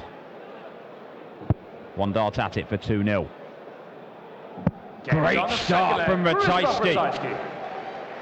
Third leg is Krzysztof to throw first. Yeah, he was one of the top performers in round one. Looking to follow it up here against Joe Cullen. The top performer is James Richardson. He'll be in action next against Benito van der Pas. 101. We've also got Kim Huybrechts against John Henderson, another Belgian, Dimitri van den Bergh up against Australia's Simon Whitlock, and Stephen Bunting closing this afternoon session against Germany's Steffen Siepmann. A man who has made the final day of the European Tour events. Ratajski hasn't, but he's not a long way off. There's 4 legs, in fact. Yeah, it was Joe Cullen who was beaten by Steffen Siepmann to make the final day of the Euro Tour earlier on this year. It 99. was Joe Cullen who was, well, without going into too much detail, very poorly. And Siepmann took advantage. It is a healthy and informed Joe Cullen that Ratajski is taking on here, but he's still been too good for him in the opening couple of legs. Yeah, I know he was disappointed with his semi-final performance last weekend, Joe Cullen, because up until that match he had been fantastic in Vienna. His best run since winning Players' Championship 8, his first PDC senior title, Joe Cullen, who tasted victory on the development tour going back 6 years now. 47. Still only 27, Joe Cullen, a man who seems to have been around for a very long time. A baby in darting terms. 98. Yeah, it's exciting and seeing the strides that Joe Cullen and Darryl Gurney have made, and Gerwyn Price you'd probably lump in, over the last year and a half. 92. Those three have made big improvements to their games, and they're all young guys who've got years ahead of them. As Cullen needed another treble 19 for a dart at the bullseye, and Ratajski has a chance to make it 3-0, but there's huge pressure on this. Yeah, he may well have needed another treble 19, because Krzysztof Ratajski, well, didn't need it in the end. And this will be for a break. And just to stop Ratajski running away with it. Well, it doesn't really matter that Ratajski has gone for the treble 19 and left himself double 17, because Cullen takes out the 28 and gets a break straight back, and an important break straight back as well. Yeah, we commented on the Darryl Gurney match earlier on. He was fabulous. 8-1-8 in that win. 6-5 in the end against Jerry Hendriks, but certainly Gurney and Cullen's sort of progression at the same time. They won the first titles on the same weekend. Gerwyn Price, a slightly different case, because he only turned professional in 2014. Yeah. The other two have been around a long time. But talk about those three as the upcoming stars of World Darts. Doors opening. So far, Gurney and Price have been afforded spots on the World Series Tour. I'm sure those kind of doors will open for Joe Cullen before so long. Yeah, if he carries on playing like he is, and if he can add to that title haul. I mean, you know, the three players you just mentioned there is Ratajski. 139. 139. Good. Gets him down to a finish. Cullen, the 167. It's a massive one, bullseye. 142. Well, not far away. Ratajski just needs one treble to get a shot to that target, but he could still do it. Treble 20 for Bull. not going to be. 50. So Joe Cullen to level up 25. at 2-2, wants 25. Double 8. Can't get any closer without hitting it, and he does hit it. Whitlock is Krzysztof to throw first. Game on. Now we have a good game on here. Krzysztof Ratajski and Joe Cullen battling it out for a spot in the last 16 to face either Mensur Suljevic or Christian Kist. 98.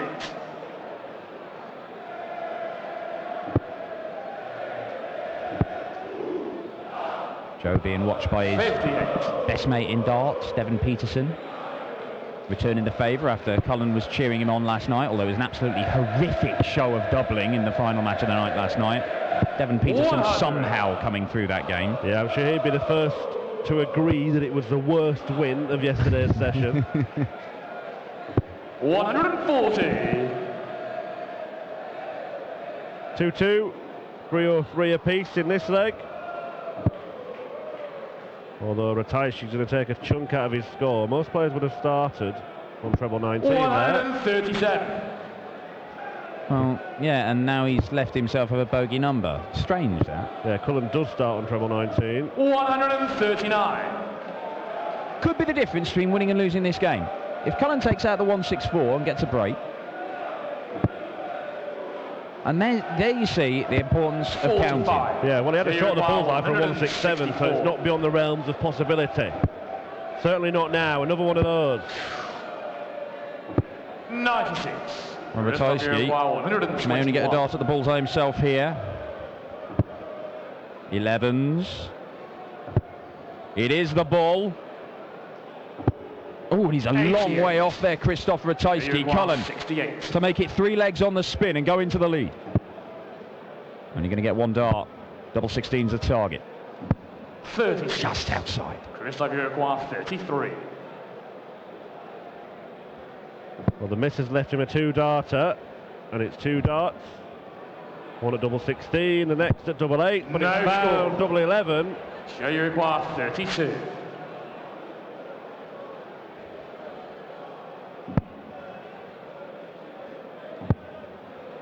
Double 8. 24. Oh, Joe Cullen. Krzysztof, you require 33. 4 darts missed now for a breaker throw-in to go into the lead for the first time. Ratajski, it's the same equation as last time, and it's the same thing happening. 17. Well, the ultimate result You require is that he doesn't win the leg in that visit, so he may as well have bust it. Because Cullen looks at double 4, Game and shot there it is. leg. Joe Cullen. Second leg is Joe to throw first. Game on.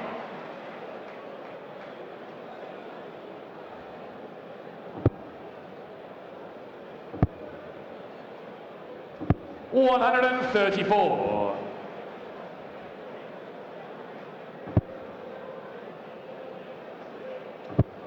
Krzysztof Ratajski was 2-0 up and absolutely flying at the start of this game. 139. But a series of missed doubles have let Joe Cullen nip into the lead.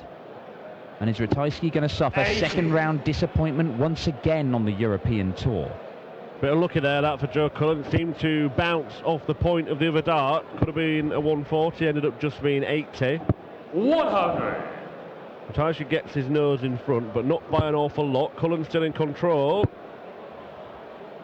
108. Very impressive stuff this from Joe Cullen. That is his second 180. Having been 2-0 down, it's his temperament, and it's something that's been noticeable over his improvement over the last few months, that he doesn't panic. Yeah, unflustered, cool, calm and collected character, Joe Cullen. And you'll see he'll let out big releases. You know, it does mean a lot to him. It's not like he doesn't care. When he takes out a big shot, you'll see him screaming literally on stage sometimes. But he doesn't seem to approach the hockey under any kind of duress. Exactly. Double 2. Game shot on the Double 6th 2. leg. Joe Cullen. 7 leg is 4-2. Krzysztof to throw first. Game on. For Joe Cullen, having trailed 2-zip. 139. Well, Ratajski went out in the first round last weekend in Austria, beaten by Kim Viljonen, Finn, and he missed a series of match darts in that game, Ratajski. I saw him afterwards. I didn't have a word with him because he was absolutely crestfallen. He was basically sat in the corridor, and he was understandably distraught 85. at having failed to get through that game. But I think Villianen put into perspective that game by going on and run to the quarter-finals. Played very well, beat Peter Wright in the next round. So Ratajski has suffered disappointments. I mean, he's been very, very 85. close to winning one of these second-round games. But he's just coming up short here against Joe Cullen. Snarl. 140. Yeah, well, he's certainly in contention still, Ratajski. Not far behind in the statistics.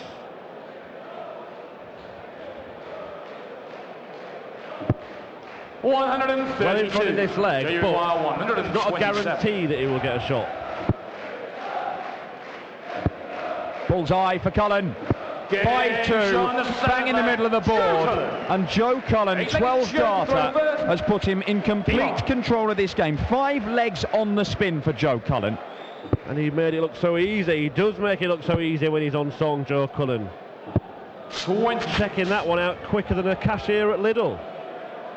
26 to follow it up, and he salutes the crowd sarcastically. 140. Joe Cullen averaging around about 98. Krzysztof Ratajski once again averaging, well, there you look, there you go. 96 average from Krzysztof Ratajski, 108 first 9. It's been good, but Cullen has just taken out the right shot at the right time. Yep. And that 127, a prime example. 70. Been reading the MVG textbook, hasn't he? Doing the right thing at the right time and not making many mistakes. Can't afford any mistake. 123. MVG will be in action this evening against VVDV, Vincent van der Voort, taking on his good friend. Unless he's pushed him down the stairs or something at the hotel, because he did say in his interview last night, I hope he gets injured, and I did see him sort of following Michael around 140. with a menacing look on his face. Well, Cullen has left himself 78 for the match. The last 5.5 legs from Joe Cullen have been excellent. And Krzysztof Ratajski, another solid display for the Polish champion, but it looks like it could be another second round exit for Ratajski, and that's exactly what it is.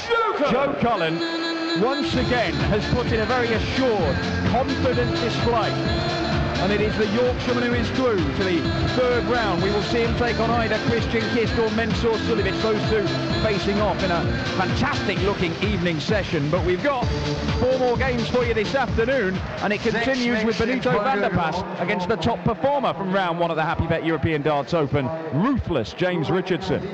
Für den Mann, bei dem es gerade auf der European Tour immer besser läuft. Letzten 3 Veranstaltungen, Viertelfinale, Halbfinale. So congratulations, 6 legs in a row. It's just a question of self-confidence. If the opponent is 2-0 up and you still seem relaxed and know that what you can do. Yeah, definitely. Krzysztof's qualified for every Euro event so far, and obviously I've seen a few of his games in the past. I could have played him the other week, and he's really playing really well, so I knew I had to turn up today. But yeah, when he was 2-0 up, I just thought, just carry on as you are. I'm not doing much wrong, so yeah, just obviously I didn't expect to get the next 6, but yeah, I'm just happy to get the win. Yeah. After 2 quarterfinals on a European Tour, the semi-final last week, the next step, final, the win. Yeah, that's. I thought I was going to win last week, if I'm honest. I just ran out of steam a little bit in the semis, and sort of Michael took advantage of that. But why not? I'm good enough to win one of these easily, so why not? And you get closer to the top 16. That really looks good. 22 right now in the rankings. That's the next goal aim, I'm sure. It's not so much the next goal. It's the top 16 will come with TV performances. I'm not saying I'm going to get to the top 16. That's my goal. It's qualify for every TV event and do well, and that'll come straight afterwards. Thank you, Joe. Joe Cullen, der Mann hat viel Selbstvertrauen. Der sagt, warum nicht auch so ein Turnier gewinnen, wenn du in den letzten Wochen so gut gespielt hast. Ist die 22 der Welt. Er wusste auch nach dem 0:2, dass da noch nichts anbrennt, hat einfach das Selbstvertrauen, um dann ruhig und relaxed zu sein, um dann das Ding noch so zu drehen, wie er das gezeigt hat. 6 Legs nacheinander gewonnen. Und die Top 16, sagt er als aktuelle Nummer 22 der Welt, ist gar nicht so unbedingt mein Ziel. Für mich heißt es jetzt erstmal bei den TV-Turnieren gut abschneiden und dann kommt die Ranglistenposition ohnehin mit dazu.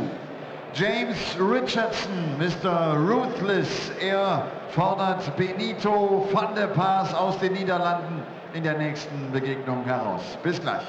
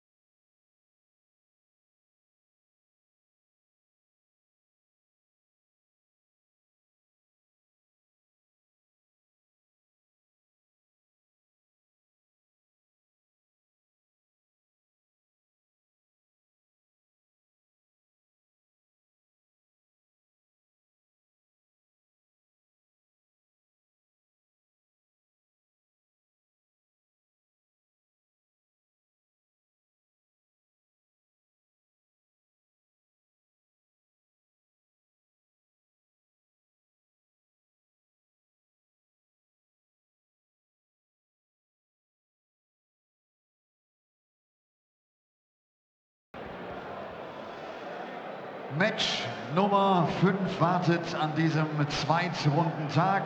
Er kommt aus England, ist die aktuelle 61 der Welt und schaffte mal im Jahre 2012 im Alexandra Palace bei der Weltmeisterschaft damals eine große Überraschung, als er den Weltmeister Raymond van Barneveld bezwang. Gestern ein starkes Match gespielt gegen den BDO-Weltmeister Mark Webster, den schlug er mit 6:2, spielte ein 101er Average, das war richtig gut und er will unbedingt nachlegen.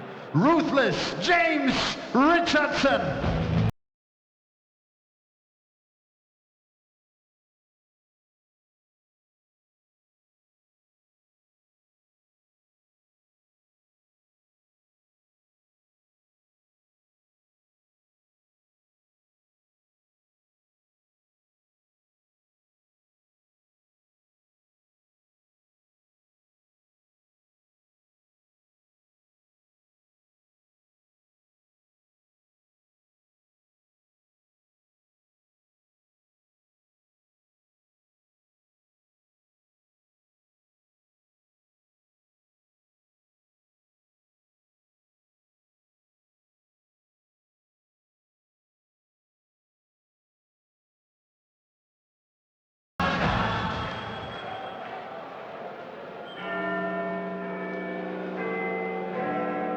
Wenn er kommt, hat die Stunde geschlagen. 24 Jahre alt, aus Tilburg, aus den Niederlanden.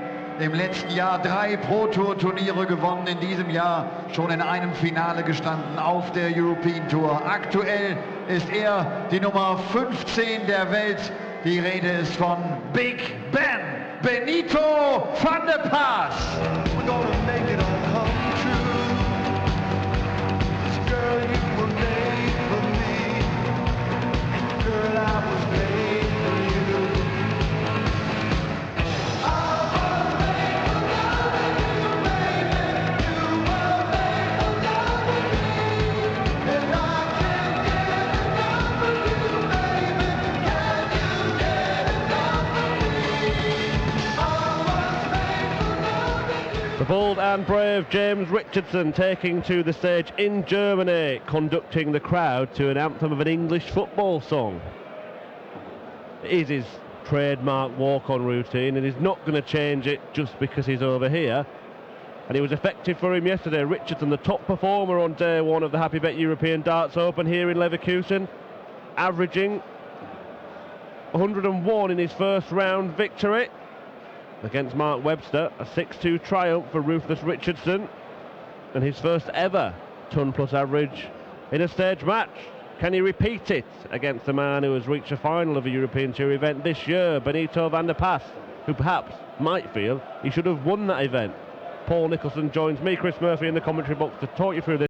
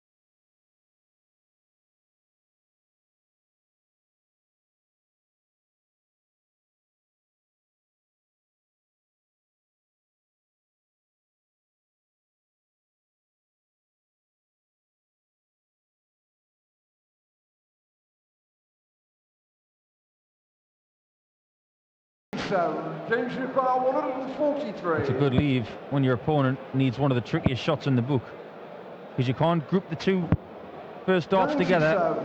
3 separate darts, different parts of the boat, 143. But now Van der Pas got to be clinical in his 59. Double top then. No problem at all, he is clinical. I once saw a player, I was commentating on a Players' Championship tournament not so long ago, and I forget which player it is. 134. Frustratingly. But they had 143 in front of them, and they took aim at the treble 14, treble 11 section of the board.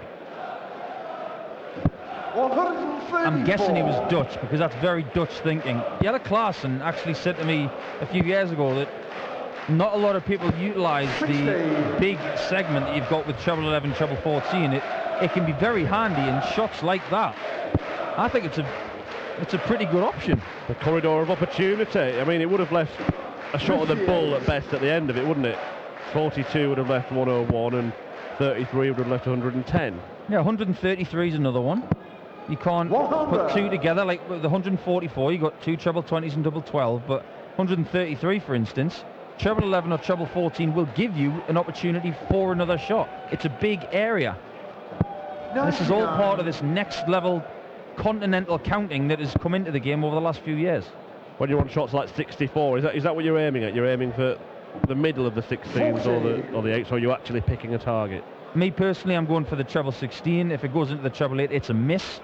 It's just a serendipitous miss.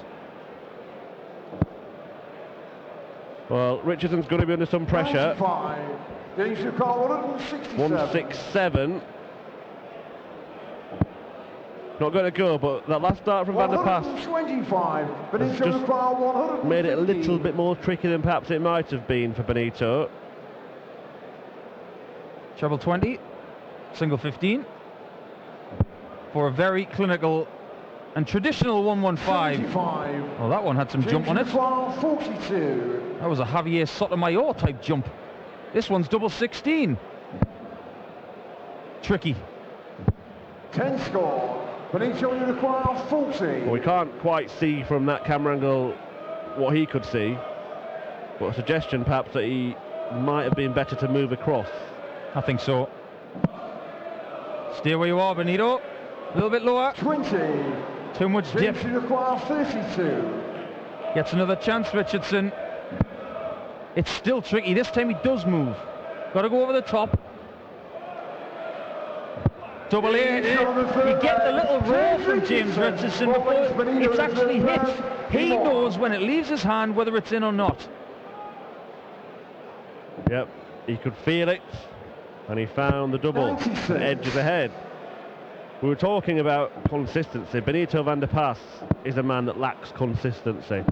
Top professional darts player. He's won PDC titles, as have most of the field here, but we'll come to that in a second.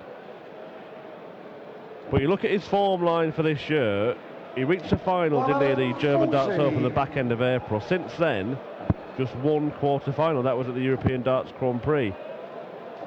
Hasn't made it to a quarter-final on a floor event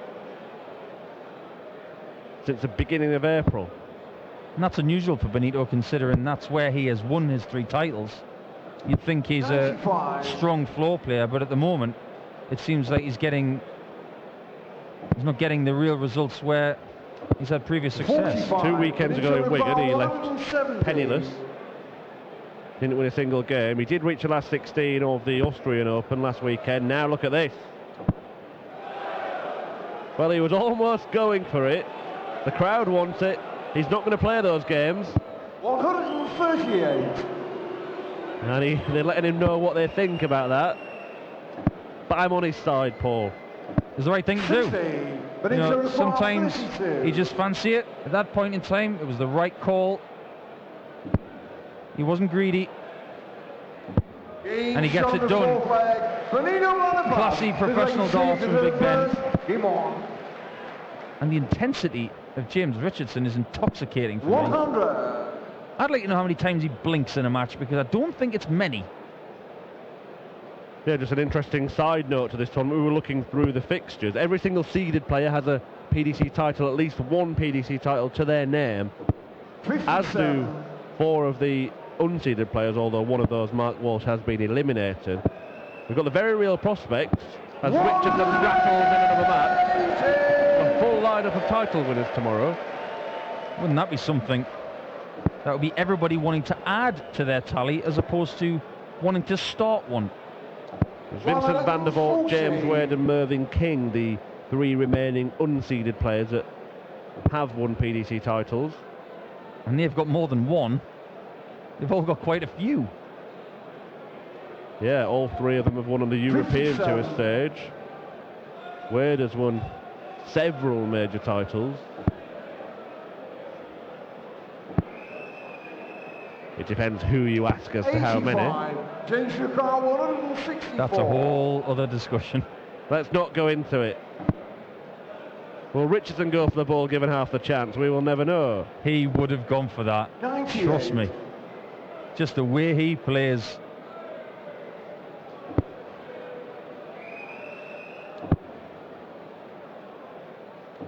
Well, 66. James requires 66. Double top. 26. Over the top, and Van der Pas now with a real chance to break. It's been a game of catch me if you can so far, and Van der Pas might just slip ahead here. 16 leaves the ball. And the line wasn't bad. If it just had a bit more lift on it, it would probably have been there, but tops will get Richardson in front. Wide open. No score. That aggression has just come down a notch with those misses. A little bit flat right now, isn't it? He understands the enormity of this dot. Double 16. Cleaning up after a few missed darts at double. He has now got the impetus to go and win this match with that break. Richardson has to gather it himself and get back on that aggression train. And this is what Benito has been doing in a lot of games this year, where he hasn't been playing his 110 average, 105 average best. He's just been scraping a few great doubles at the right times. Well, that's 3 180s now for James Richardson. But he's missed 9 darts at double in this match. 58. Could coin an old Bobby George phrase, Paul. How's it go? 121. He's setting me up for a fall there, considering last year I said it was trebles for dough and doubles for dough. Well, PDC Europe think that trebles are funny, but doubles make the money. 76. Same difference. Trebles are flash, doubles earn the cash. If you've got any other suggestions, please use the hashtag 121. ED017 at official PDC, at PDC Europe. Or if you want to talk to myself, I'm at the Asset 180 and at Chris Murphy 180. Twitter-worthy, that certainly is from Van der Pas. Pressures this 79, this has got to go. Single 20, moves, double top. 39. Well, that was an at Big Ben 180, wasn't it? 47. Now he just wants 47 to open up a little bit of daylight.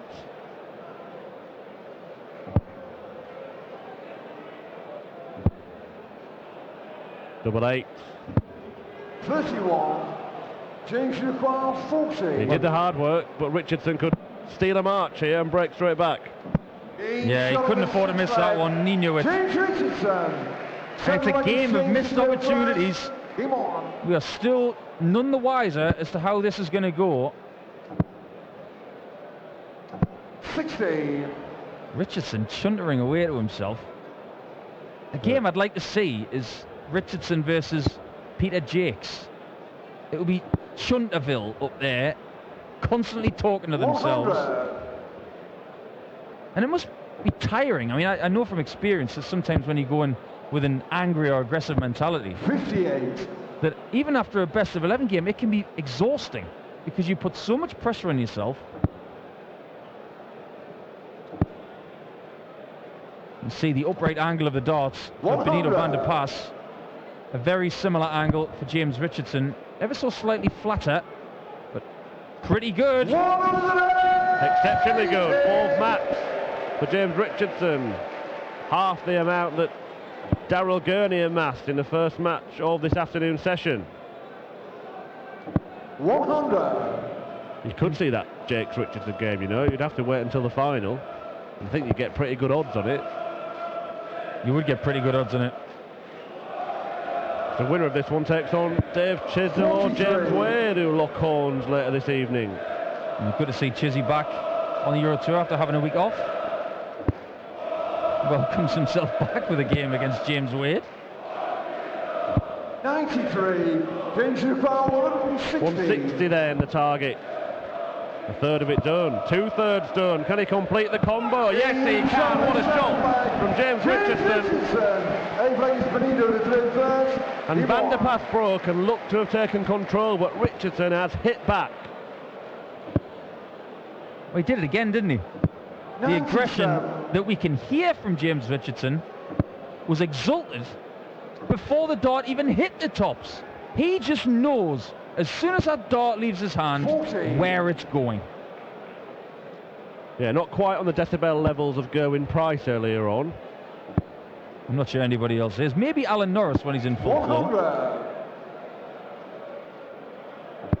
This is an intriguing contest because now he's finding those 60s again. Well, I'll tell you what, that's 5 180s now from James Richardson. He's got a 160 checkout. This is not a million miles behind his performance yesterday. 134. Just a few missed doubles earlier in the match have cost him possibly having this match in the bag already. Yeah, the average isn't as high. Mid-90s rather than over a ton. But the performance level is there. It's just those missed doubles earlier, as you said. And he's just taken out 160. 141 in front of him now. He'll fancy this. Not anymore. A fair play to Benito van der Pas. With this onslaught from James Richardson, he's just plugged away, left a very handy 2-darter to get himself back on terms. 18 at tops, we'll see it as 4-4. Oh, he's missed the number. 37. James Richardson will say to himself, why have I got a number of this? Right, he's got 90 left. Well, the ball he's got tops. I was just going to say the ball looked inviting there, and he thought so too. Gave himself the chance, couldn't take it. Great guide for Big Ben, but now he's down for double 10, and he finds it.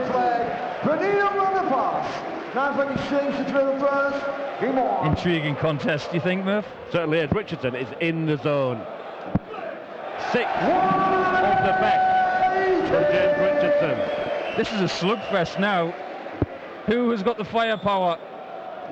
Maximum 3 legs to go, and they are starting to find that 60 with alarming regularity. Well, it's got better and better as it's gone on this contest. 100. But who will get over the line? 2 players that we have in front of us are not afraid of the big average game. They're not afraid of the slugfest. Benito's been in a lot of high quality, high average games. That European final earlier this year with Peter Wright is a great example of that. Yeah, Richardson is just like a mole that has just come out of the hole and saying, oh, this is what it's like to be in the big bad world. I'm going to be going out here and finding some food. All he wants is 100. Well, it's good done the first bit. 2 darts, if needed. Does need them. But he's going to get more, and he would have rather just missed the board completely there, because he's left himself double 15. Choice now, whether to split or just go up and hit. He's not sure. He's got to make his mind up. He's going to split. Double 8.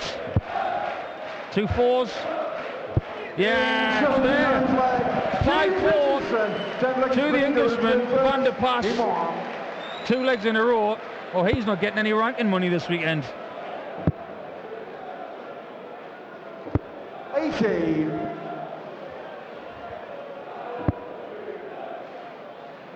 Well, you've got to be very much impressed with this performance from James Richardson. He's just gone gung-ho, his kind of game, wearing his heart on his sleeve, not leaving anything behind. Is it any wonder that he takes out great players? Van der Pas hasn't finished yet, who is he? Well, no, it's here James comes Richardson. 125. Bit of rush of blood perhaps with the last dart. Well, here's Benito Van der Pas starting to get that sinking feeling because James 93. Richardson is chucking everything at him.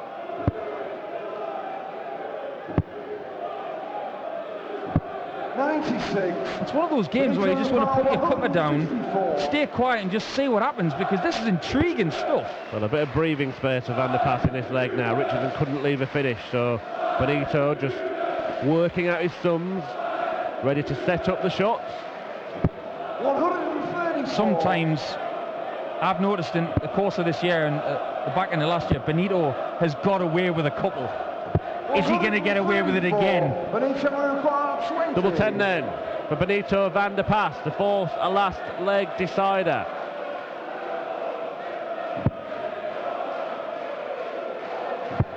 And that is exactly what he's done.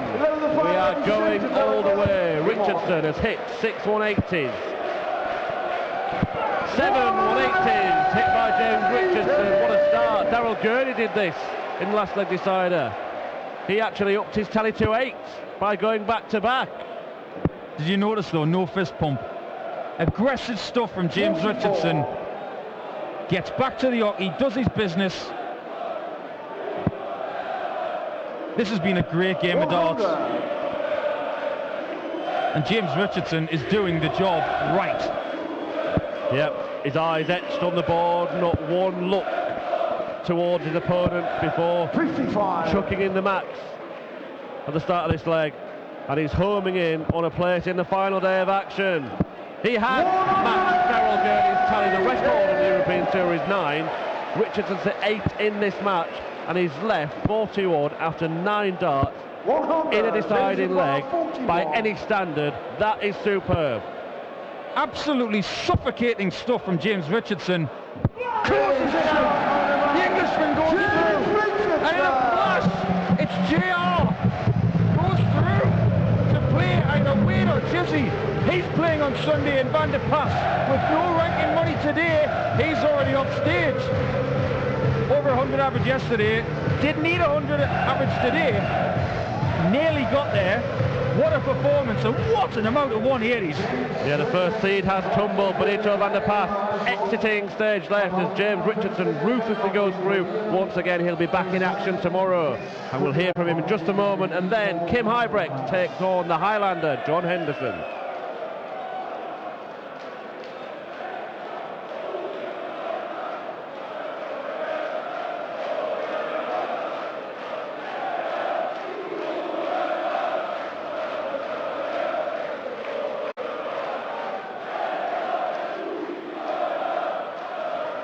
James, great match, congratulations.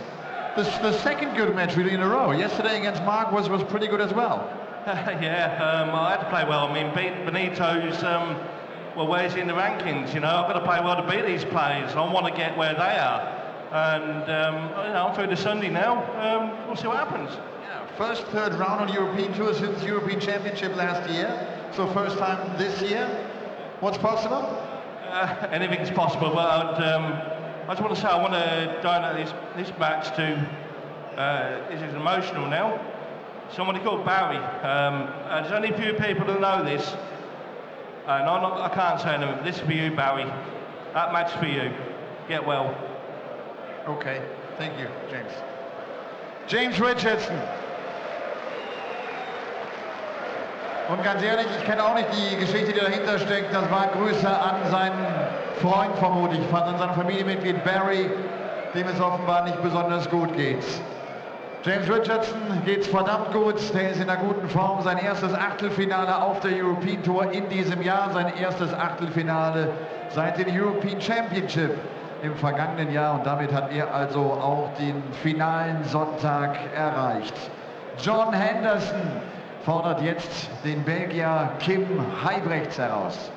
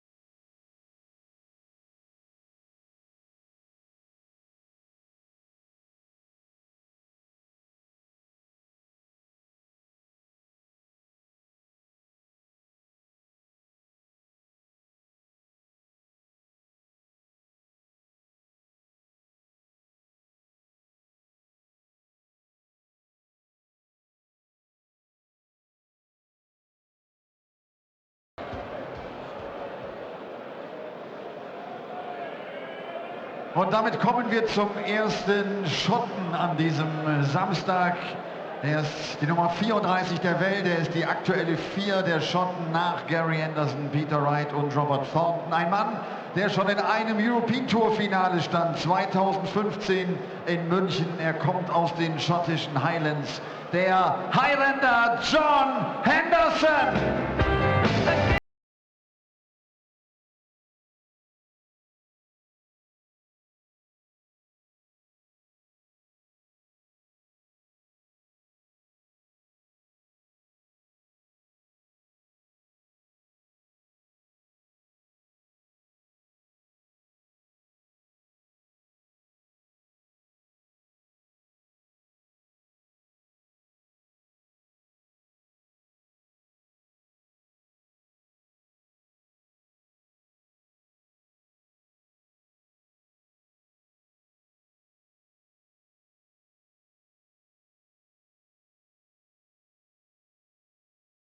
Für John Hendersons Zweitrundengegner ging hier im Rheinland alles so richtig los. European Darts Championship 2012.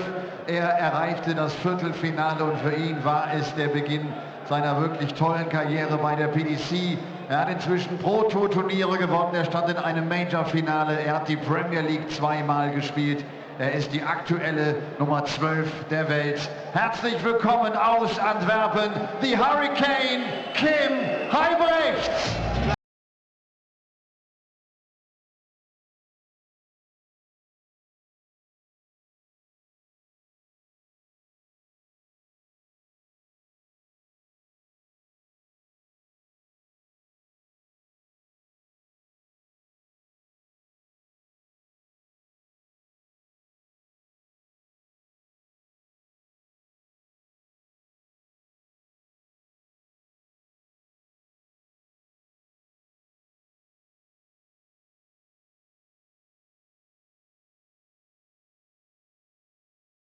An astonishing display of 180 hitting from James Richardson has knocked out the seeded player Benito van der Pas. He's our first seeded player to go out of the Happy Bet European Darts Open today. We've seen victories for Joe Cullen, Alan Norris, Gerwyn Price and Daryl Gurney. Gurney hitting 8 180s himself. Ian Richardson just one shy of the Euro Tour record of 9 in a match, held by Gurney and Michael Smith jointly. I would imagine we're going to see plenty more maximums in this one as Big John Henderson, the Highlander from Scotland, takes on the Hurricane Kim Huybrechts, the Belgian, for a place in the last 16 to face Alan Norris, a winner against Aden Kirk earlier on. I'm Dan Dawson, Paul Nicholson alongside me. It's your mate Kim on stage, Paul. It's my friend John. I'm only joking. I like both of these guys, really. Respect goes to both players, though. This has got the makings of a pretty good game right now because both guys have been playing very consistently over the last few weeks, and John keeps running into form players. Well, I think there could be some 180s here. First leg is Kim to throw first. Game on.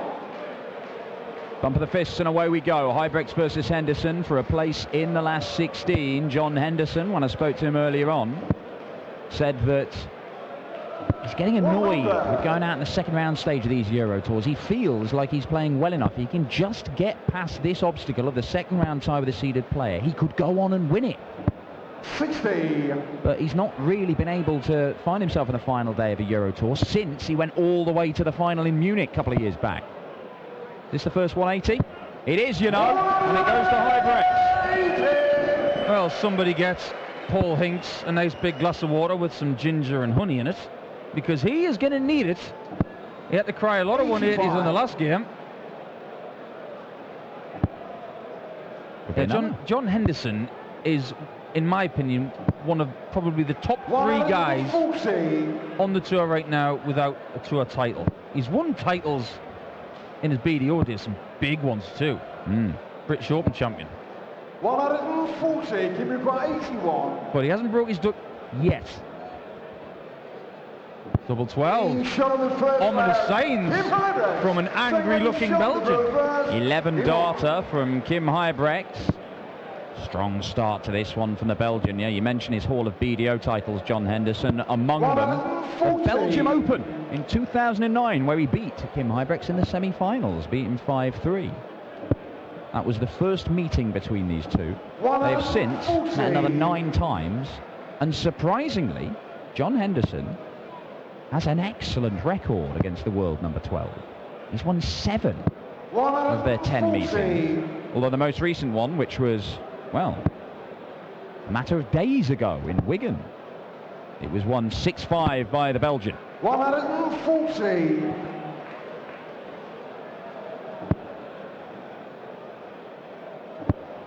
John is more than happy to have a scrap with Kim Huybrechts. He likes to go to war on the dartboard. Doesn't mind getting embroiled. You take his final on the European Tour in Munich into consideration. He's not afraid of any situation, be it who it is or what the situation is. 11s he looks at here. He's got to go for it. He can't let Huybrechts have a go at the 164. Bullseye.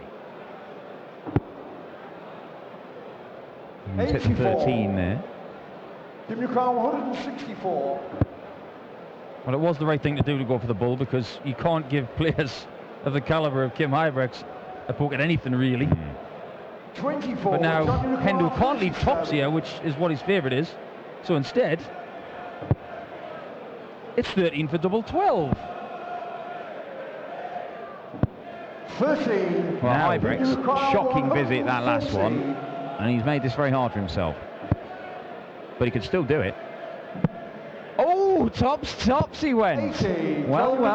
We've already seen that today from Mark Walsh, and it was an absolute peach of a shot. Somewhat easier shot to hit, double 12. However, it's there though. A little bit of a sigh of relief, I feel, from John, as if to say, right, that one's out the way, we're on the board. Yeah, nothing wrong with the scoring in that leg from John. It was just a little bit of a hesitation on his finishing shot. Yeah, gave him a little bit of a scare by Kim Huybrechts there. The 140 would have been a killer. But not to be, we got a level game here. They met 4 times last year in Pro Tour events, and Hendo won every single one of them. A couple of big wins as well, 6-2 and a 6-3. There's not many people 59. who'd have a 4-0 record against Kim Huybrechts over a calendar year. Not at all. Got to give him some confidence, that Hendo. I know he lost the most recent meeting, but it was a very close game. 60. I'm going to have to buy John a drink or buy him dinner and just find out how to do it. I've only beaten Kim twice myself, and he's beaten him twice as much as that the last 12 months. That is a remarkable statistic.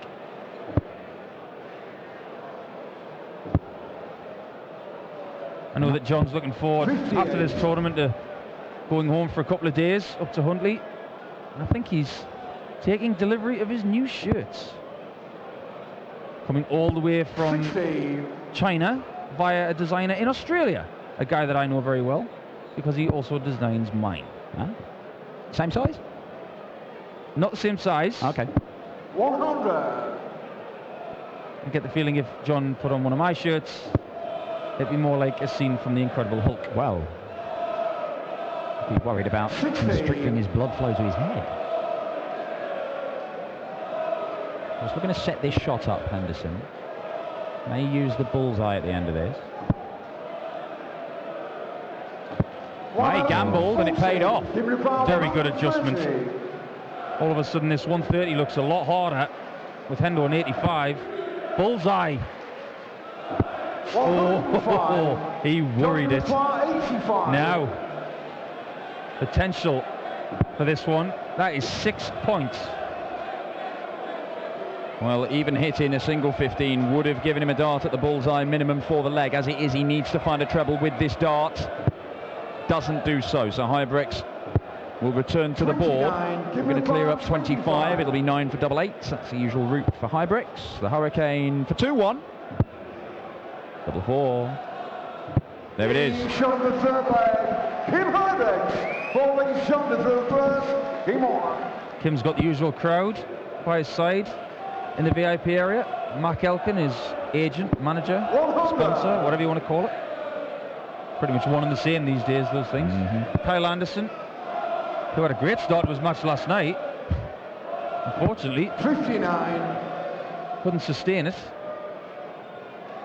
Yeah, 100 average for Kyle Anderson last night. Still not enough against Peter Jakes. We'll be seeing Peter Jakes in action. That'll be later on this evening. Second game on against Michael Smith, one of 3 winners on the European Tour this year. Smith winning the title in Gibraltar. 58. Michael Van Gerwen and Peter Wright, the other guys who have won titles this year, and of course they're both in action. The number 1 and number 2 seed, MVG top seed, taking on Vincent van der Voort, his good mate. Peter Wright taking on Robbie Green. Well, they're very good friends as well. They actually sit together at Pro Tour events away from the cameras. They're constantly having a bit of a chin wag or a practice together. So that'll be a very interesting contest. I think it's just gone off the boil here a little bit in this match. The trebles seem to be avoiding the darts. I tend to find that sometimes when the adrenaline of taking the stage, it carries you the first 2 or 3 legs, and when it leaves your body, you've just got to find a new warmth, a new bubble to have comfort.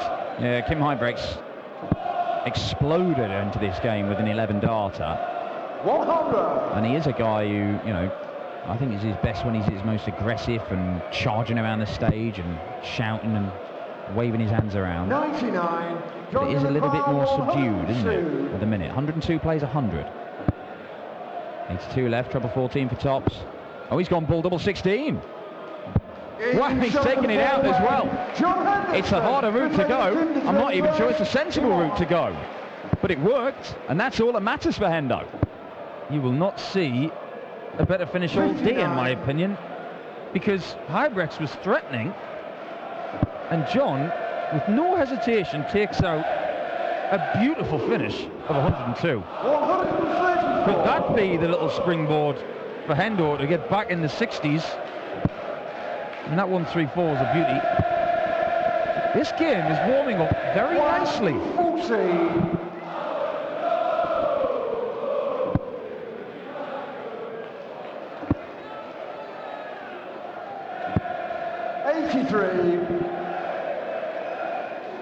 Kim Huybrechts does have a couple of Euro Tour titles to his name. On the Dutch Darts Masters a few years ago, and then also followed it up with a second victory, becoming part of an exclusive club, really, of winning more than one of these Euro Tours. We did have that year where we had 8 different winners from 8 events, but either side of that, it's been dominated by the big names. Michael van Gerwen, 17 titles. Michael Smith, 4. Peter Wright, 4. Phil Taylor's won 4. He won't be adding to his haul unless he has a change of heart and decides to turn up in the back end of the year. Could do. Hendo was looking for the 170. Couldn't find the bullseye on this occasion to leave double 16, but there's pressure on this 116 for Huybrechts, and now it's not going to go. And Henderson, pretty sure it'll be treble 16 he looks at here for a break of throw, the first one in this match, and to go into the lead for the first time. Oh, well, he's missed a big number and made it hard for himself. 14. Don't gamble. Gambled. Double 11. Oh, it's magnificent! He set himself so well after missing that big number. And yet again against Huybrechts, he's causing him trouble. Big check out from big John Henderson. He's only 72. Not as many as 102 he's just taken out, but in the context of this game, 83. It is massive because he's got the break of throw that he needs, and is John Henderson going to pull off yet another victory against Kim Huybrechts? Hendo is something of a bogeyman for the Hurricane. Well, I think Hendo would probably say that phrase a little better than us. I'm your bogeyman. 81. And if Hendo was to pull this off, he'd play Chuck. That's a heavyweight contest. It really is, isn't it? And similar kinds of players, Henderson and Norris, in that they both can be big scorers. Lots of 180s. I think Henderson holds the record at the Lakeside, doesn't he, for most 180s in a first round game. 125. But you're never quite sure on any given day what John Henderson or what Alan Norris is going to turn up. It could be explosive. 93. Just looking at Kim's darts and how they're going into the board, they seem to be diving at the end. We're seeing a lot of the point, and they're going in very upright, and that's very unlike the Kim Huybrechts dart. There seems to be less penetration at the end. He has put new points on, hasn't he? Because often you see right up to the barrel. And he put new points on a bit longer to try and create a bit of extra room in those treble beds. Oh, this is wonderful from Hendo. Really good stuff, fantastic. The last 3 legs from John Henderson, 102 check out, 72 check out, admittedly after a poor first dart, and then taking out 90 in 2, bullseye tops. Fantastic stuff from the Highlander. I'll tell you what, if he give him a bull double finish, he's going to hit it in this game. He's really got his eye in. And you can't not take note when Hendo's playing like this, and I have to come to the fore for my friend John here, because people don't understand how good this guy actually is. We've seen glimpses, but we still haven't seen the best that he can offer. When he's on his game, he's as good as anybody in the world. And that is his first 180. John Henderson, the finishing has been good. Starting to score a little bit better as well. Huybrechts needs to fill it up. Does fill it up. Right back at him. See, with Huybrechts there, he just threw those darts a little harder. Instead of them dying at the end, they really went into the board. 135. Give me a cry. Massive moment in this game. 84 has to go for Huybrechts. He gets 2 darts, double 12 to target. That's way off. And that is closer but not close enough, and Henderson, a couple of good visits, has left him 46. Potentially 11 dart leg coming in for 5-2 and another break. Tops he wants. He doesn't miss it much when he's on form. Oh, but he's missed it now. Because Kim's been throwing harder at the 60 to get the darts in properly, that's why the last 2 darts of double 12 missed. Double 6. Yeah, it's there. Makes this game very interesting. John has still got a break. He does. Can he defend his own throw? Can he hold throw a couple of times to get over the line? Well, this will help. 123. Couldn't fire that last dart in between the first 2. It's so frustrating for someone like John, who is a momentum player with his rocking style, You get 2 in the 60 like that, and it's begging to be hit again. There's so much room. And it's a treble 1. Well, just to emphasise this point, Kim Huybrechts has got a great record against most players. That's why he's number 12 in the world. But it's the usual suspects. When you look at the players he loses to most often and most regularly, Michael van Gerwen's up there. Phil Taylor is up there. Only has 1 career win against Phil Taylor, and of course he won't have many more chances to play Phil over the course of this year to add to that. Terry Jenkins, another one he had a poor record against. Yeah, he referred to Terry Jenkins as the Black Beast. Yes, the Black Beast. I remember that now. Yeah, only 3 wins in 15 games against Terry Jenkins. James Wade's up there. Dave Chisnell's up there. But John Henderson is right up there. He's got Kim Huybrechts has a better record against Gary Anderson than he does John Henderson. And Hendo fires in another 180 to leave 69. Huybrechts is not going to take out the 164. 94. Could he be the second seed in a row tumbling? Well, this would help. If Hendo can hit double 12, it'll be 5-3. Double 6. Oh, it's great to see him all. There's what Huybrechts in the last leg. 5-3 Hendo. Well, I tell you what, John Henderson on either end of the board, left and right, he's been pretty deadly. He's hit double 11, he's hit double 6 a couple of times. And it has pushed Kim Huybrechts to the brink of an early exit from the Happy Bet European Darts Open. 2-time winner on the European Tour. Hendo did say this morning, if he can just get over this second round obstacle, which has been a problem for him for quite some time now. Huybrechts still in there fighting, batters in his third 180 of the game. Well, Huybrechts has got a hold here, and if he does, it maintains the pressure on John. What a riposte from Hendo. Well, it's 180s in the last 3 legs for John Henderson, who has started filling up that treble bed. 96. Yeah, he's got that line to get over, John, hasn't he? He just wants to get into tomorrow. This is the hardest leg to win, the last one. I'm not going to leave a finish. 59. Huybrechts, 1-2-5 to close that gap to just the 1 leg. 93. Yeah, that will do nicely for Kim Huybrechts. Leaves his favourite double 16. Yeah, didn't have to use the bullseye there. John not in a finish. So does the right thing and just sets it up, just like John's doing there. 76 for the match, if he gets a go at it. It looks a good guide, but he's had to move. And now is it awkward? Moving back to the other side of the hockey, double 8, and it has to go. Last start in hand, and once again Kim Huybrechts finds a double. That's a gutsy shot, that, you know, because a lot of people think when you're in that situation, you've gone outside of 16s, inside, pressure's on you. What pressure? 140. Slams that double 8 like it was the biggest double ever. This has warmed up into a great contest. Training 140s in the 10th leg. What's going to happen next? Well, we have a serious game on here. Both men averaging in the 90s. Henderson, 4 or 5 points clear, though. There you see, 3 180s apiece.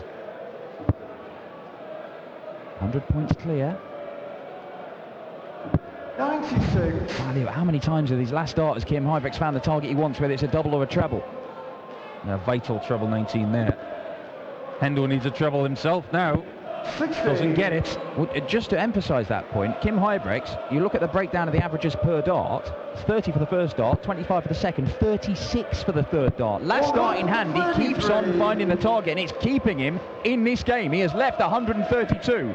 You told us earlier, 102, you might not see a better checkout all weekend than the one Hendo took out, but I tell you what a shot this would be. Hendo on Shanghai for the match. Will he get a go at it? He might not. Treble 19 does not get it. 2 wires away from 2 perfect darts.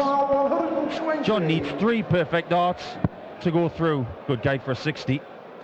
Perfect guide, tops for the match. Hendo's through!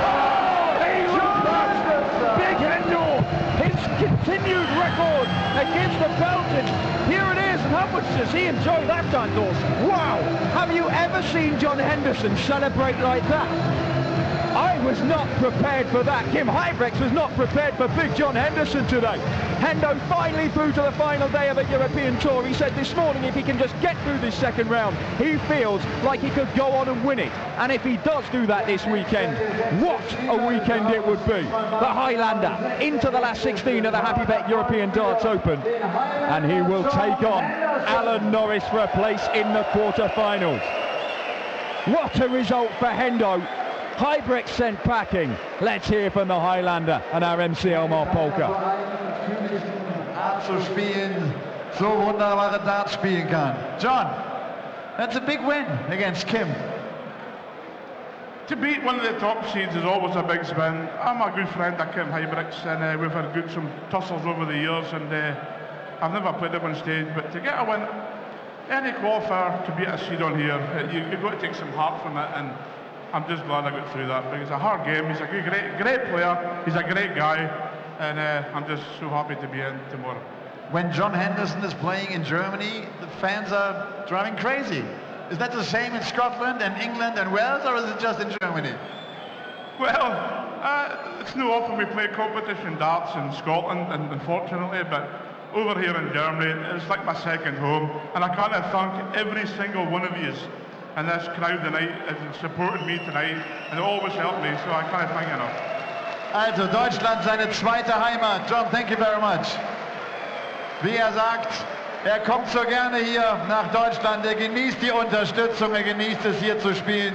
In Schottland gibt es einfach nicht so viele Turniere auf so großen Bühnen, wie wir das inzwischen in Good Old Germany haben. Also John Henderson, steht im Achtelfinale, trifft auf Alan Norris und sagte eben gegen Kim Huybrechts, schon so oft gespielt, ein feiner Kerl, ein toller Kollege und diesmal das gute Ende also auf seiner Seite. Simon Whitlock, the Wizards, ist als nächstes hier oben auf der Bühne und wird herausgefordert von Dimitri van den Bergh. Bis gleich.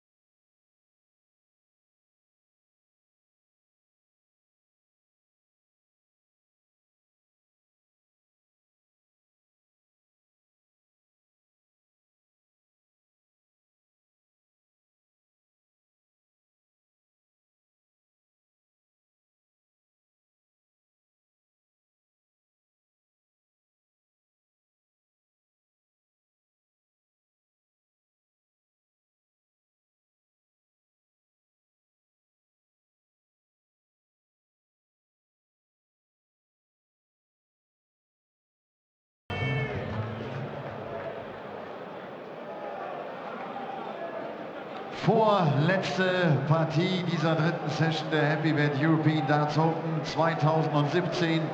Kommt genauso wie Kim Huybrechts aus Antwerpen, ist 22 Jahre jung, hat gestern für den einzigen Whitewash gesorgt, schlug Matt Clark mit 6:0, ist aktuell die 47 der Weltrangliste und bei ihm gilt das alte Motto, wenn er so gut spielt, wie er tanzt, dann wird's hier oben auf der Bühne knallen. Ein herzliches Willkommen dem Dreammaker Dimitri van den Bergh.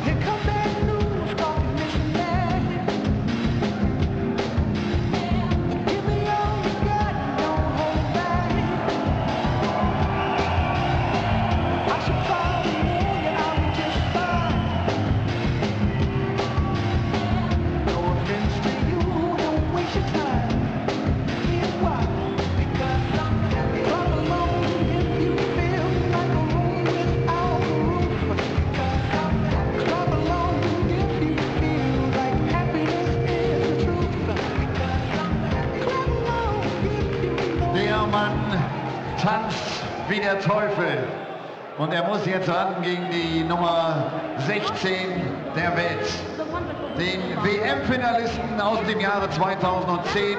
Er hat die European Darts Championship in Mülheim an der Ruhr 2012 gewonnen. Ladies and Gentlemen, aus Down Under, der Wizard Simon Whitlock.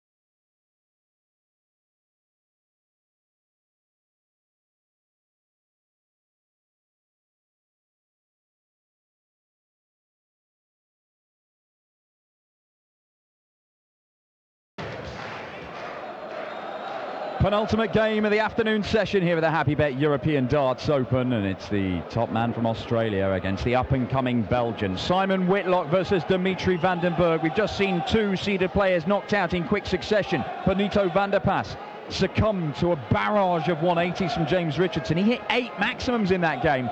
And John Henderson celebrating like I have never seen him celebrate before, as he registered an 8th career victory over Kim Huybrechts, a win that will probably put him at the Winter Gardens in Blackpool for the match play. Probably, he was looking good for the European Championships in Hasselt anyway, but pretty much puts him another step closer to confirming that position. And more importantly for Hendo, puts him into the final day of this tournament, and he believes he could go on and win it, and play like that. He has a chance. He'll be taking on Alan Norris tomorrow, the winner of this one. Whitlock and van den Bergh faces Gerwyn Price, already a winner today. First leg is Dimitri to throw first. Game on. Kirk Bevins gets us underway. Dimitri van den Bergh to throw first against the seeded player Simon Whitlock, and Chris Murphy joins me, Dan Dawson, in the commentary box for it. Yeah, one of the top seeded players as well, Simon Whitlock. As you can see, the 4 in brackets represents his seeding. 140. The Australian ace, by far the best Australian player, Dan. No one's got near him, have they, over the years? No, but even though he's a top player,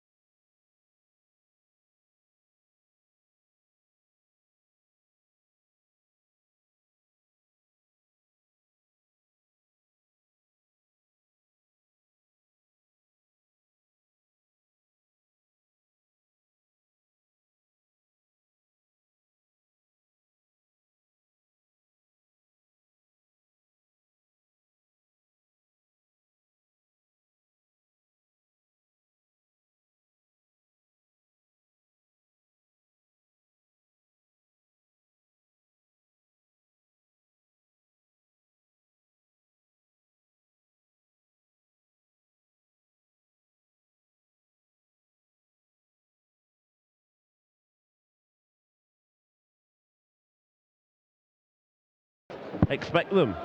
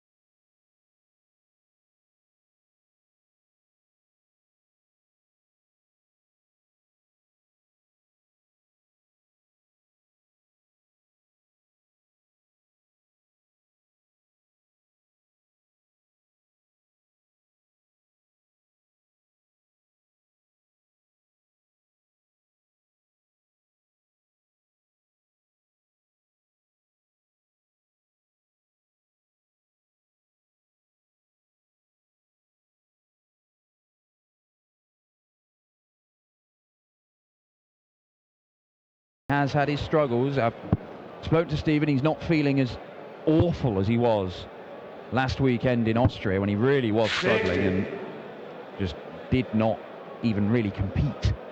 But into the doctors, he had some sort of infection. He was running a temperature of about 9 million degrees last weekend. That wasn't just because it was baking hot in Austria either. He could have been playing in the North Pole and he'd be overheating.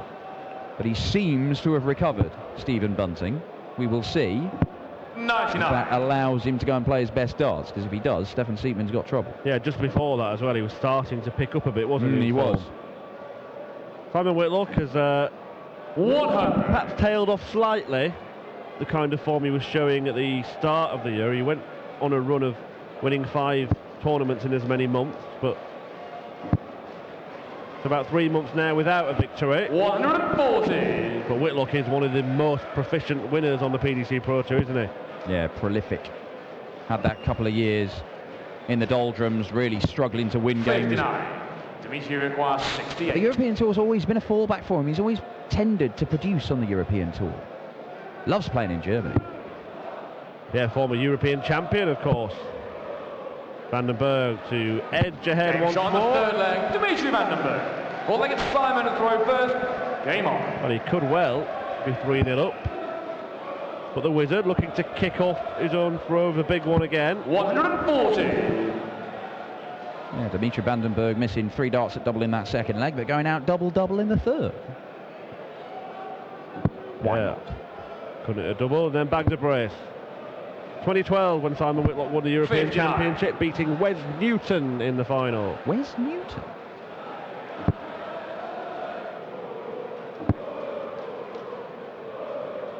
He reached the final the following year, actually. Whitlock lost out to Adrian Lewis.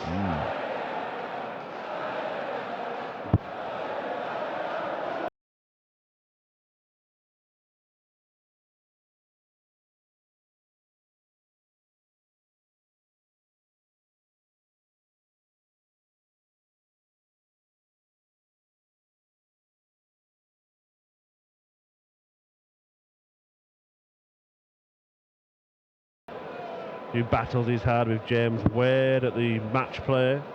Vandenberg here. That is a sensational second shot. Simon require 161. Get himself down to a finish. Requires 2 trebles, so Whitlock would just love to plonk in a 89. well, a treble or a bullseye or 25 would have done to leave him a 2-darter.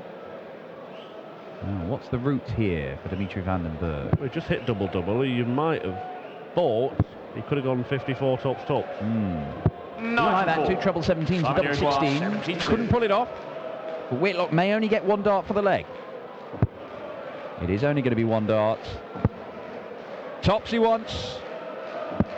52. A little bit low, and Dimitri van den Bergh, he's done very, very well so far in this game at setting up his out shots. Can he take this out? Missed 3 darts to break in the second leg. Does not miss 3 more in this 4th leg. Dimitri van den Bergh has a break. He opens up a 2-leg advantage. And Simon Whitlock, the number 4 seed, well, he's going to have to come from behind. Well, he beat a seeded James Wade at this stage in Gibraltar, didn't he, van den Bergh? And we'd been speaking about, you know, he's often got through his first match and then folded on the Saturday. Maybe he's just starting to get over that hurdle. He's averaging over a ton. And Whitlock's going to have to dig deep. 123. Now, you commentated on Dimitri's opening game yesterday against Matt Clark, and I mean, it was 6-0, averaging the mid-90s. It was solid without being devastating, is probably fair to say. Yeah, I mean, he did what he needed to do. Matt Clark was hardly at the races. 67. Better today, though, isn't it? Look at that. 100 average. Strong start from Dimitri. I think the best I've seen him play on a big stage. 140. Top at the World Championship, knocking Ian White out in the first round. He was averaging around about that 100 mark then, but as Dimitri has done, didn't reproduce that in the next round. But he is putting it together now. He's making progress. He's winning on the development tour, so he's getting experience of winning game after game after game. Those long days. You know, 2 development tour events in a day, and 4 over a weekend.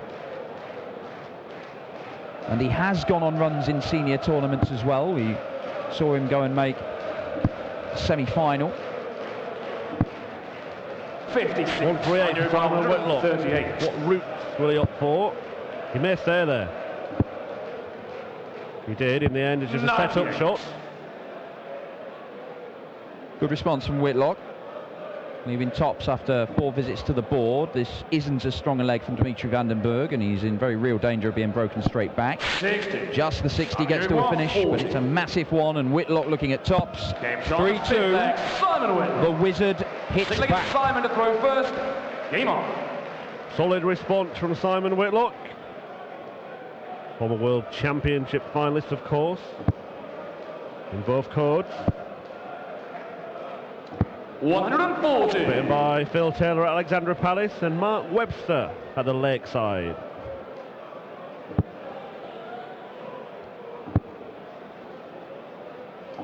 $100.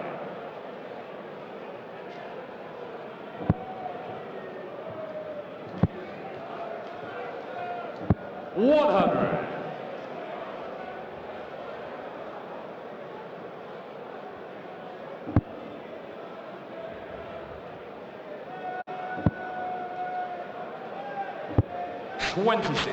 That's the 26 from Dimitri van den Bergh, and Whitlock being given a golden opportunity to level this match up once again, having gone 3-1 down. 140. Tailed off a little, hasn't it, for van den Bergh? Simon is actually averaging higher now than the young Belgian. 139. Good visit there, though. 1-2-1.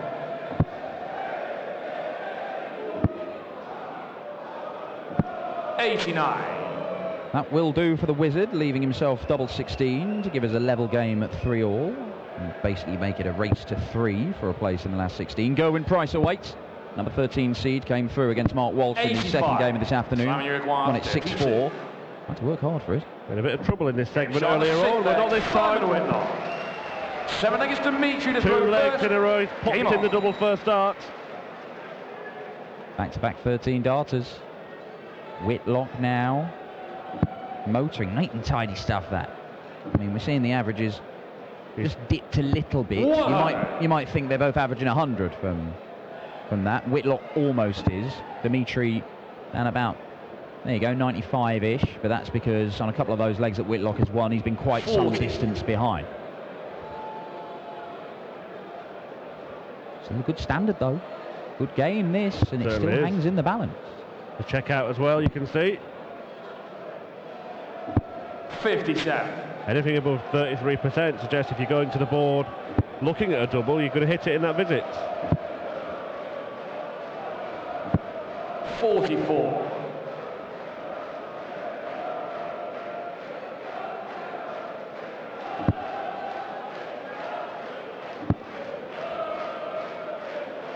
$140.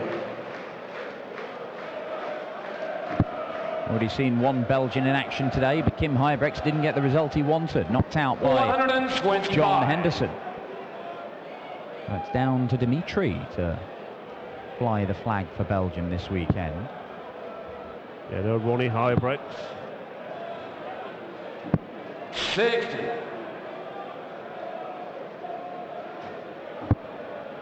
Could turn out to be a bad day for the Belgians. 100. So Vandenberg has a couple of visits to clean up this 144. May look at the 18s here. Yeah, he was doing. I can assure you he wasn't looking at the 1. Well, this is going a bit wrong, isn't it? 36. Another one of those visits from Dimitri Vandenberg where the radar just seems to have been off, and it opens the door for Simon Whitlock, who's not really stepping through it. 60. Not at all, in Dimitri fact. require You 100. see a little anxious look over to the scoreboard for Whitlock.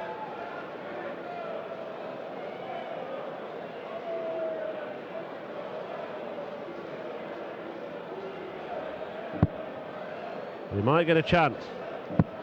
He will get a chance, Simon Whitlock. 132. 100. Simon, you require 132. He'll be aiming at Bull.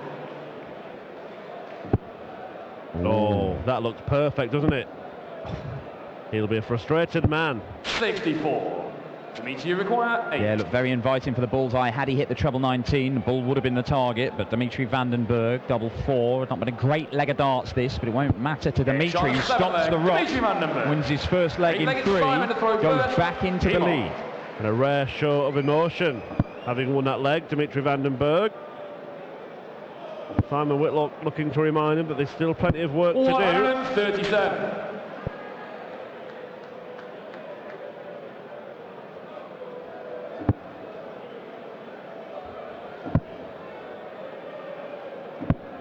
$86. Won at this stage last weekend, didn't he, Whitlock, against Vincent van der Voort? Yeah, solid display from Whitlock, although van der Voort was struggling with his back in that game. We will see if Vincent is free of any injury problems for his game with Michael van Gerwen tonight. Yeah, and 100. as you mentioned earlier, Whitlock has had a wrist injury, but remember a few years ago they said beware the injured sportsman, and Whitlock walked up Alexandra Palace with a broken leg and fired in the highest average of the first round. He was wearing a big moon boot, wasn't he? Yeah, hobbling about the stage. Yeah, he'd missed the Grand Slam with that injury. No one knew what to expect. Oh, look at this, Whitlock. 126. Well, he does go his own ways, and he will insist that it's the right way. Practices every double on the board. He's comfortable hitting any of them. But the problem is, when you leave certain doubles, the breakdown can cause you problems. And 99. this could be an issue. Well, the other thing is, he doesn't go the same way, does he? It's not like he's just got this on the 8 leg. routine and we can guess which way he's going to go. It's just how he feels. Game on. And he's feeling good now because he's levelled up the match at 4 apiece. Yeah, it could have been tricky. In the end, he's made it look very simple.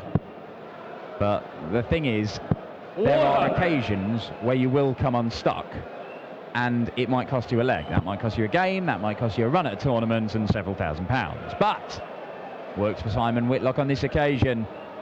140. I'll tell you what as well, you've been having a bit of fun on Twitter, yourself and Paul Nicholson, with the curse of Ross Smith. And Ross Smith responded, didn't he, saying that the trick is to go for treble 15. Yeah, if for the Simon 9 Whitlock darter, is on a 9 darter, he will go. He will go for treble 15. 140. Apart from the one time that we said treble 15, so he went for treble 19, missed it, and then set up a 9 darter again in the next leg and did go for treble 15, hit it, and missed the double 18. 59. Yeah, that was in Ireland, wasn't it? Yeah. The weekend where it all began for him, this resurgence. Claimed his first title in a good couple of years. Might have been longer than 3 years? Certainly a long while. I think it was the first 53. since 2014. That was back in the 2060s, about 2.5. Yeah. But that was the first of the 5 titles that he won in that 5-month spell. And Whitlock very much back to somewhere near his best. I'm still not sure we've seen him play at the level that he was playing when he did win the European Championship, but he did make the World Final. Dimitri, for the second time in this game, fires in a maximum to leave double 14. Now, the last time he did that, he ended up missing 3 darts for the leg. He cannot afford to do that here. 58. We'd be relieved to see that Simon Whitlock didn't manage to find a treble in that visit. A little bit less pressure this On the time. 9th leg, Dimitri van den Bergh. And now, I think it's Simon to throw first. Game on. the Belgian is 1 leg away. Whitlock has to win 2. Well, it's been a fascinating game. Closely contested right the way through. The averages have dipped to the mid to low 90s. There you are. But that is still solid stuff. And it has been nip and tuck right the way through this match. 100. We did see Dimitri open up a 2-leg advantage at 3-1, but immediately Whitlock pegged him back. Yeah, even at this point, you wouldn't like to call it, would you? No. 100. Not at all. It's going to be very interesting finding out who goes through to face Gerwyn Price in the last 16 tomorrow. 140. Van den Bergh's applying the pressure. And he may well have nicked the darts here. 43. But Simon Whitlock has only mustered up a paltry 43. Van den Bergh, a couple of points in front plus these. Well, Dimitri van den Bergh, this sort of stuff has been coming. You know, this is not a surprise for Dimitri van den Bergh if he does go on and win this game. We saw him make the final day of the Gibraltar Darts Trophy earlier this year, and he was only beaten in a deciding leg by the eventual winner Michael Smith. But a 180 here from Whitlock is enormous. It is enormous. 161. Incredible timing. It can be defied. Whitlock can be denied if Dimitri van den Bergh can find a treble 17 and a bullseye for the Belgian. 126. Oh my word, 1 match dart missed for the bullseye for a titanic checkout for Dimitri van den Bergh. Whitlock looking to sink 83 to take us all the way. We do have a deciding leg. Whitlock celebrates, but the job is not done yet. Dimitri van den Bergh has the throw in the deciding leg. Only once in this match has Simon Whitlock managed to break the van den Bergh throw. He needs to find another break now, or he will be knocked out of the Happy Bet European Darts Open. Well, he found himself in a hole. A score of 43 left him wanting in that leg. Van den Bergh got down to a finish.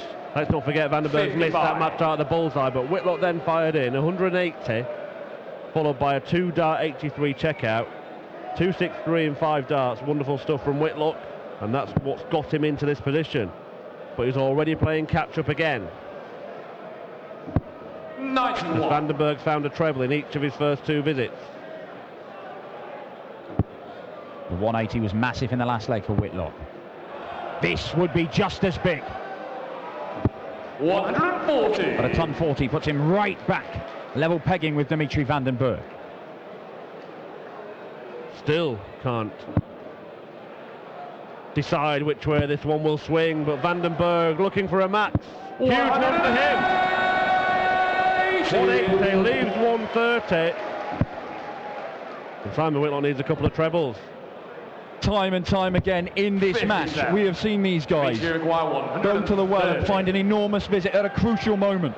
Whitlock has pulled a couple out to keep him in the game, but Dimitri van den Bergh, 180 to leave 130. And he knows, this is his game to lose from this position. 6 darts from 130. Well, he's got 6 darts. I'm not sure if he realises it because he's taken an edge. He wants to get the job done here. He definitely realised it because he didn't stay for the treble 20 to take him a bull. But after all that kind of fanfare beforehand, he's only scored 58. Whitlock needs a treble to get down to any kind of finish. Hasn't found one. Van den Bergh still has 6 starts. This time the equation is simpler. Well, Simon Whitlock just running out of steam, it seems. 10 legs of fantastically competitive darts. But Dimitri van den Bergh, the young Belgian double 6, puts him through to the final day of the European Tour for a second time this year. Bergh edging out Simon Whitlock. Fantastically competitive game. But the Wizard is out of the tournament here in Leverkusen. It is a third-seeded player knocked out in succession in this afternoon session. Benito van der Pas, Kim Huybrechts and Simon Whitlock all sent packing at the second round stage. Stephen Bunting will hope to avoid the same fate as he rounds off this afternoon session against the host nation qualifier Steffen Siepmann. I'll leave you with Dancing Dimitri and our MC Elmar Polka before the bullet takes on Siepmann in the final game of the afternoon session from the Osterman Arena. Und er scheint irgendwie ein wenig erleichtert zu sein.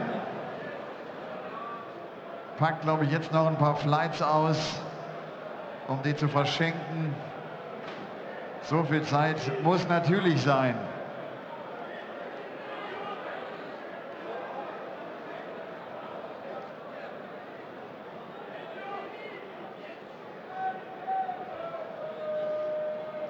So, ich glaube, alle Vorräte aufgebraucht.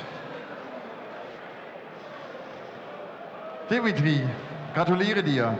Ein komplett anderes Match als gestern. Da war es ein 6-0. Hier ein ganz umkämpftes Spiel, aber Nervenstärke gezeigt. Die 180 war wichtig im letzten Leg. Sehr, sehr gut gespielt.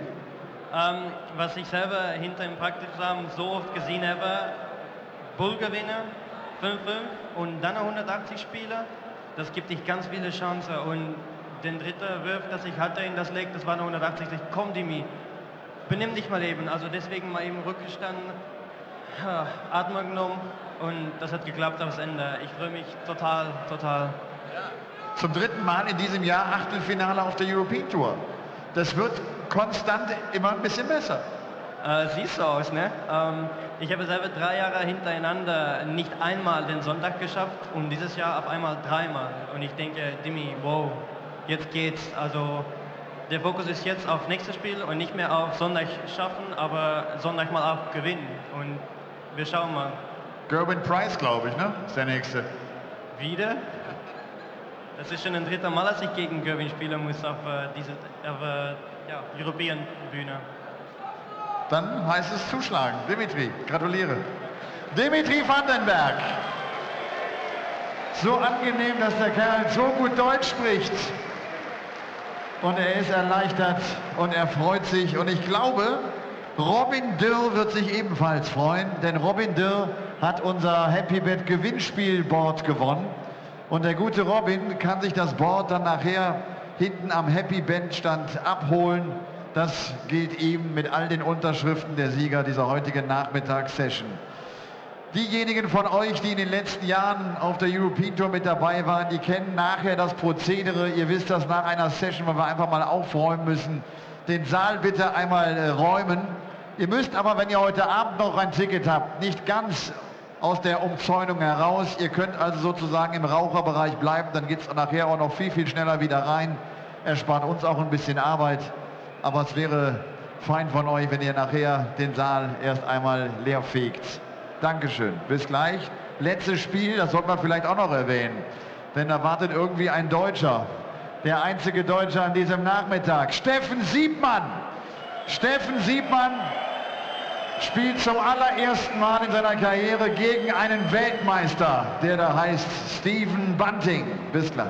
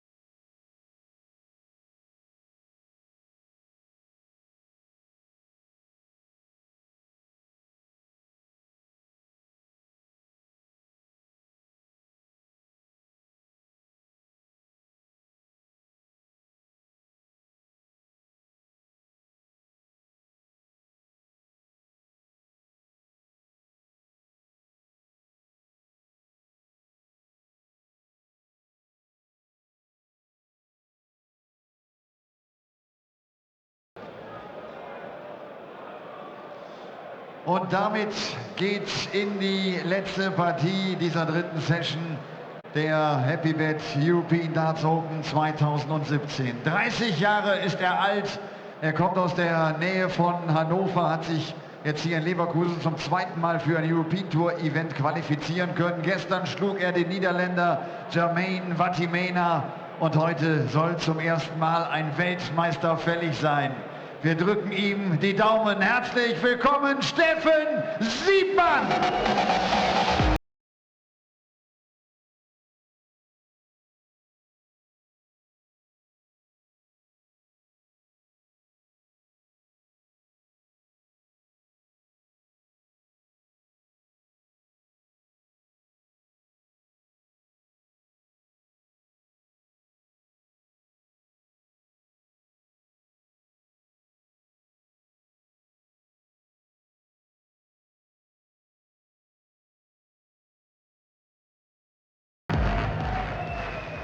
Steffen Siepmann tritt an gegen den BDO-Weltmeister aus dem Jahre 2014. 2014 kam er zur PDC, der Mann hat Premier League gespielt, er hat Pro-Tour-Turniere gewonnen. Er hat auch bei den Major-Veranstaltungen einige Halbfinals erreicht. Aktuell ist er die Nummer 21 der Welt, hat viele Fans hier in Deutschland. Auch ihn begrüßen wir herzlich, The Bullet, Steffen Bunting.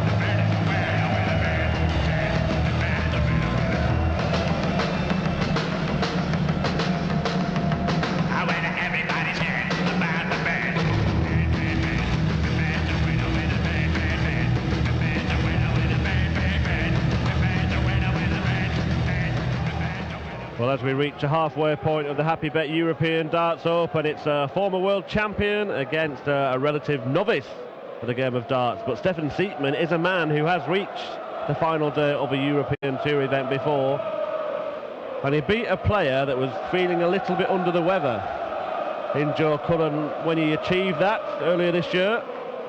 Steffen Bunting was feeling a little bit under the weather in Vienna last weekend, and we're not sure how rapid his recovery has been, so let's see how he gets on against Siepmann. German qualifier, one of two host nation hopes. Robert Allenstein will close tonight's action against Rob Cross, but right now it's Steffen against Steven, and joining me, Chris, it's Paul. Thanks, Murph. Always gets the fans going, a little bit of bird is the word, and it even had the sound guys backstage dancing. The viele fans in Germany, the many fans, love to see Steffen Bunting playing well. A very emotional Steffen Bunting a few weeks ago, saying that he was considering his future in the game. Stay where you are, Steffen. We love you. Keep playing well. There's lots more in your career to go. First leg, it's Steffen to throw first. Well, he had started to show on. signs on the European Tour of return to form, because he reached the last 16 in Gibraltar and then the quarter-finals at the European Darts Match Play. 26. Siepmann, having won the ball, only goes off with 26. 84.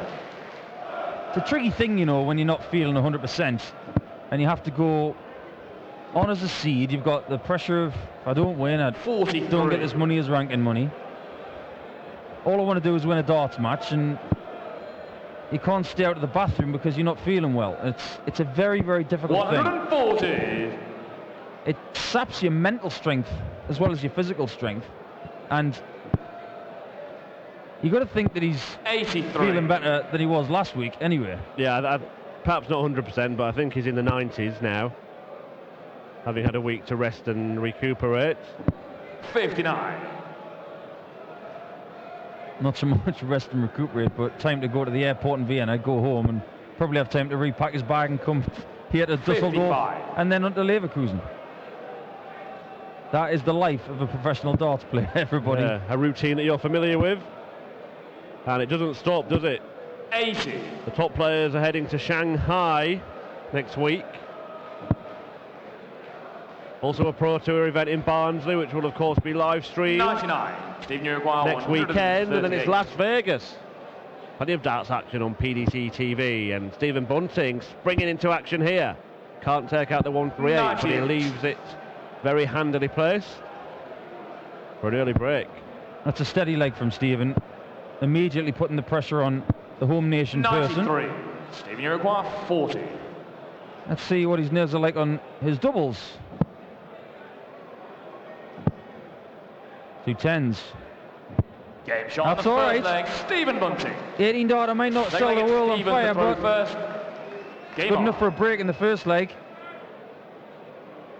He's gone back to the old trusty tungsten as well, hasn't he, Stephen Bunting? The old darts that he used with the smoother barrels. He changed them last year. 100.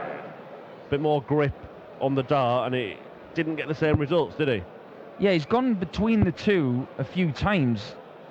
100. Most of the tournaments recently he's been using the smooth barrel, but on occasion he has flicked back to the bullet hole ones. And I just get the feeling that these are a little bit more him. He seems to have better performances with these darts than any others. 100.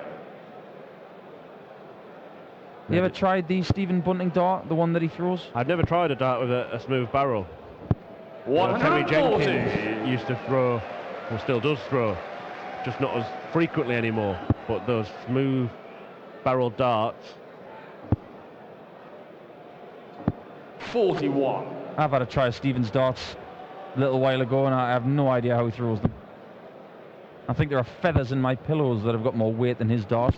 58. Yeah, he throws a light one as well. I think Ted Hankey throws even lighter. I remember a friend of mine in the northeast of England, Graham Stoddart, his darts were so worn down that they were thinner than his stems. 58. So whatever works, as long as it's within the legal 160. parameters of weight and height or length, then you can throw them at the board as long as they stick in. Yeah, well, some players change darts every match, don't they? Others 42. stick with the same set of darts for years and years. 145. 145 was hit by Christian Bunter last night, one of the other home nation qualifiers, but Steffen Siepmann 28. hasn't really settled in this match yet. He settled a lot easier yesterday when he played against Jermaine Wattimena. Yeah, he's giving Stephen Bunting a fairly easy ride so far. But he might just 58. put a bump in the road here. 170. 117. Treble 20 leaves a single 17. And the tops to draw level. 97. And he just he looked a little unsettled, didn't he? Stepped back before taking aim at tops. But Bunting's found tops. He didn't intend to. It's a good guy, that, you know. 50. Might have been too good. Steffen Uruguay. Yeah, he's already landed double 10, but not that time. Siepmann wants it now. Double 5. Game shot on the second leg. Steffen Siepmann. So when Stephen wins the first leg, he's in command in the second leg. He keeps winning legs, the crowd is silent. The moment a home nation qualifier hits a double, they're involved. All of a sudden, the Siepmann adrenaline level lifts. It helps him. And he said before this game even started that this is his first chance to play against a world champion. This is a big game for him. Yeah, he sees it as the biggest game of his career so far, doesn't he? And interesting, we were talking yesterday in his match. He's only been playing darts for a couple of years. And he's making the most of the opportunities that he gets. Absolutely. I mean, you take players like Martin Schindler. You've got to start somewhere. You've got to get experience. And look where Martin is now. He's really starting to find some feet in professional darts. 55. Bunting biting back. Maximum. Could be a third straight break. Could be a second straight 180. It is. 180. That's the way to do it. I think he might have found his range on that 60 now. 6 perfect. 140. 81 then, 81. possible 11 dart leg. Well, that is a bad miss. And it's not been rescued, and Siepmann wants the same 81. combination. Better go 12 ball, hasn't he? Yeah. At least he's going to give himself a dart at some kind of double. It's the hardest one to hit. But he's gone and made it look easy. Steffen Siepmann. And again, a leg in which first. Steffen Bunting was in command. He did 2 180s in that leg, and Siepmann snatched it and snatched the lead. That's a very, very good leg 85. from Steffen Siepmann, because Steffen Bunting has hit 2 180s in that leg. He's in control, but Steffen just held on to him a little bit, and look what he's found himself. 140. He's found the crowd, he's found his form. Well, he's played a few games to get to this stage already. He's played 3 guys in qualifying. Wins of 6-4 against Pascal Verocius, 6-0 against Björn Hansmeyer, 6-3 against the very young Nico Bloom. He beat Watermina yesterday with 22. a brilliant 96 checkout in the very final leg. The guy has some steel about him. Certainly does. 100. And he's stolen the lead in this match. Bullseye finish is always a crowd pleaser, isn't it? Yeah, it's a crowd pleaser and a player pleaser. Nothing more pleasing than hitting the smallest segment on the board to win a leg. And it's probably a good guide to where your game's at, how accurate you are on the bull. Adrian Lewis once told me that before his second World Championship, when he was practicing just on the bullseye for hours on end. Sometimes you just think of something to do and it keeps you motivated. 156. Why not? And let's not forget, Steffen Siepmann, in the last 2 matches, this one and yesterday, won the bullseye on both of them. Today he had to hit the bullseye. 94. Stephen hit a 25, Steffen stepped up, hit a bullseye to start this match. He obviously likes hitting the bull. Yeah, and he won 6-5 yesterday, didn't he, as well? Beating Jermaine Watermina. Steven, you require 62. The bull before can turn out to be one of the most important darts, if not the most important. And that could be important for Steffen Bunting, because Siepmann was again poised on a 2-darter. Game on. It can sometimes be very disconcerting for a player of popularity like Steven. I mean, wherever he goes in Germany and the Netherlands and Austria and the UK, he's a popular figure. People love him.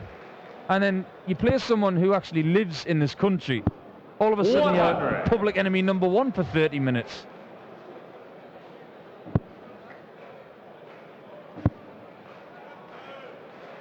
His golden moment, Steffen Bunting, came in 2014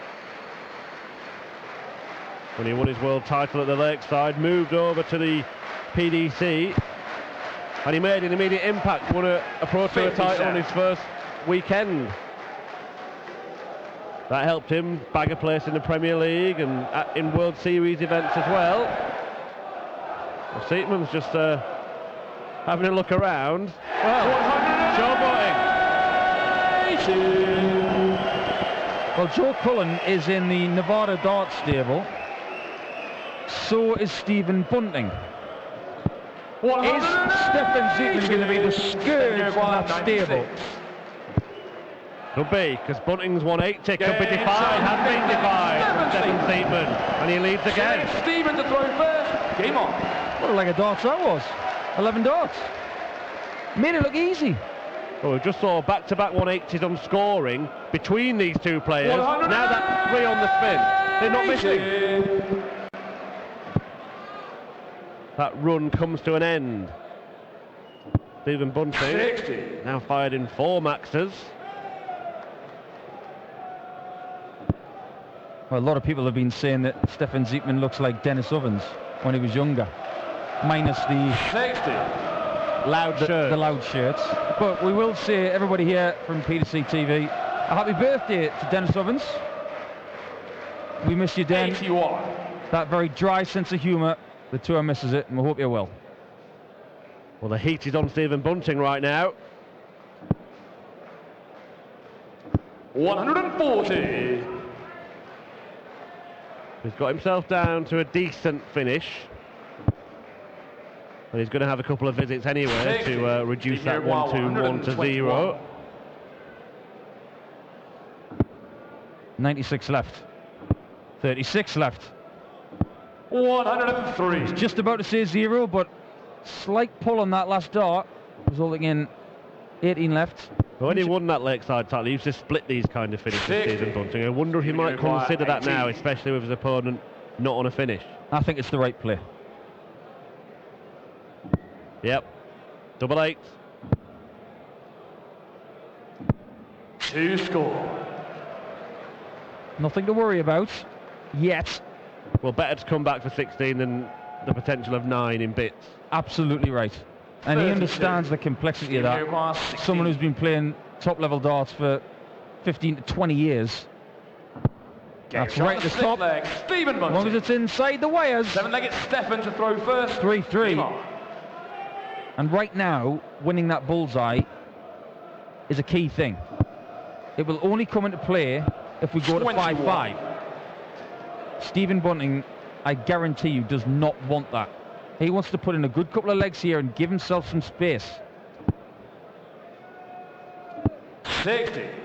And when you haven't been well, like he hasn't been over the last couple of weeks, the extra stress of a darts match is not good for you. 100. So he will be feeling better than last week. The only way you can take the stress away from yourself is to continually pound that 60. 100. And give yourself shots and take them out. We've seen plenty of closely contested matches, and right now we're none the wiser in terms of deciding which way this one will go. Story of the day, wins for seeded players Daryl Gurney, Gerwin Price, Alan Norris and Joe Cullen. 140. But then a hat-trick of seeds have gone out. Van der Pass, Huybrechts and Whitlock all in a row. Can Stephen Bunting buck the trend? 57.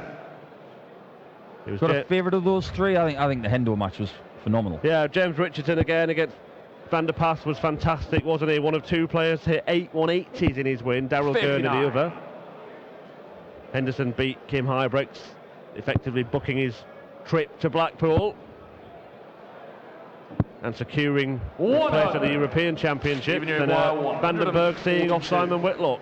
Not sure why Steffen Siepmann stayed on the 60 there, because if he hit a single 20, he wasn't on a finish. His gamble has paid off, though, leaving a finish.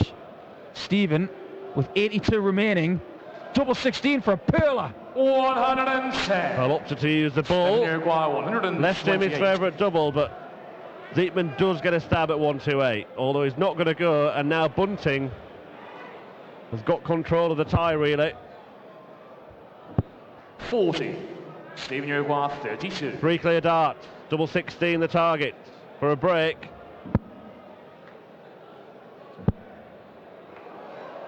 Well, this is tricky. No score. You could see there with the camera angle, he only had a half the bed, if that's to aim at. He might need the bull again. Tops, though. 2 10s. 60. He's missed it. Well, that was a gamble again from Siepmann, wasn't it? This guy's a gambling dart player. He's doing things that he maybe shouldn't. Stephen, though, has got that double. That is massive in this game. It's a break of throw. Game on. Now he can get that 2-leg out if he holds. Thing is, if you've got 88, go for treble 16 for double top. When you've got 2 darts, that's all good. When you've got 3, you need to be going 20s. 20, single 18, bull, treble 20, double 14. It's just common sense in darts. It really 41. Is. Well, we said he hasn't been playing that long, and maybe these are lessons that he needs to learn. It's about guaranteed shots at doubles. That's all it's about. It's not a major criticism about ability. We're not saying that Steffen can't hit treble 16 double top. He obviously can. But the thing is, under pressure, you need to give yourself guarantees, and the guarantee there is a shot at the ball with your 3rd dart.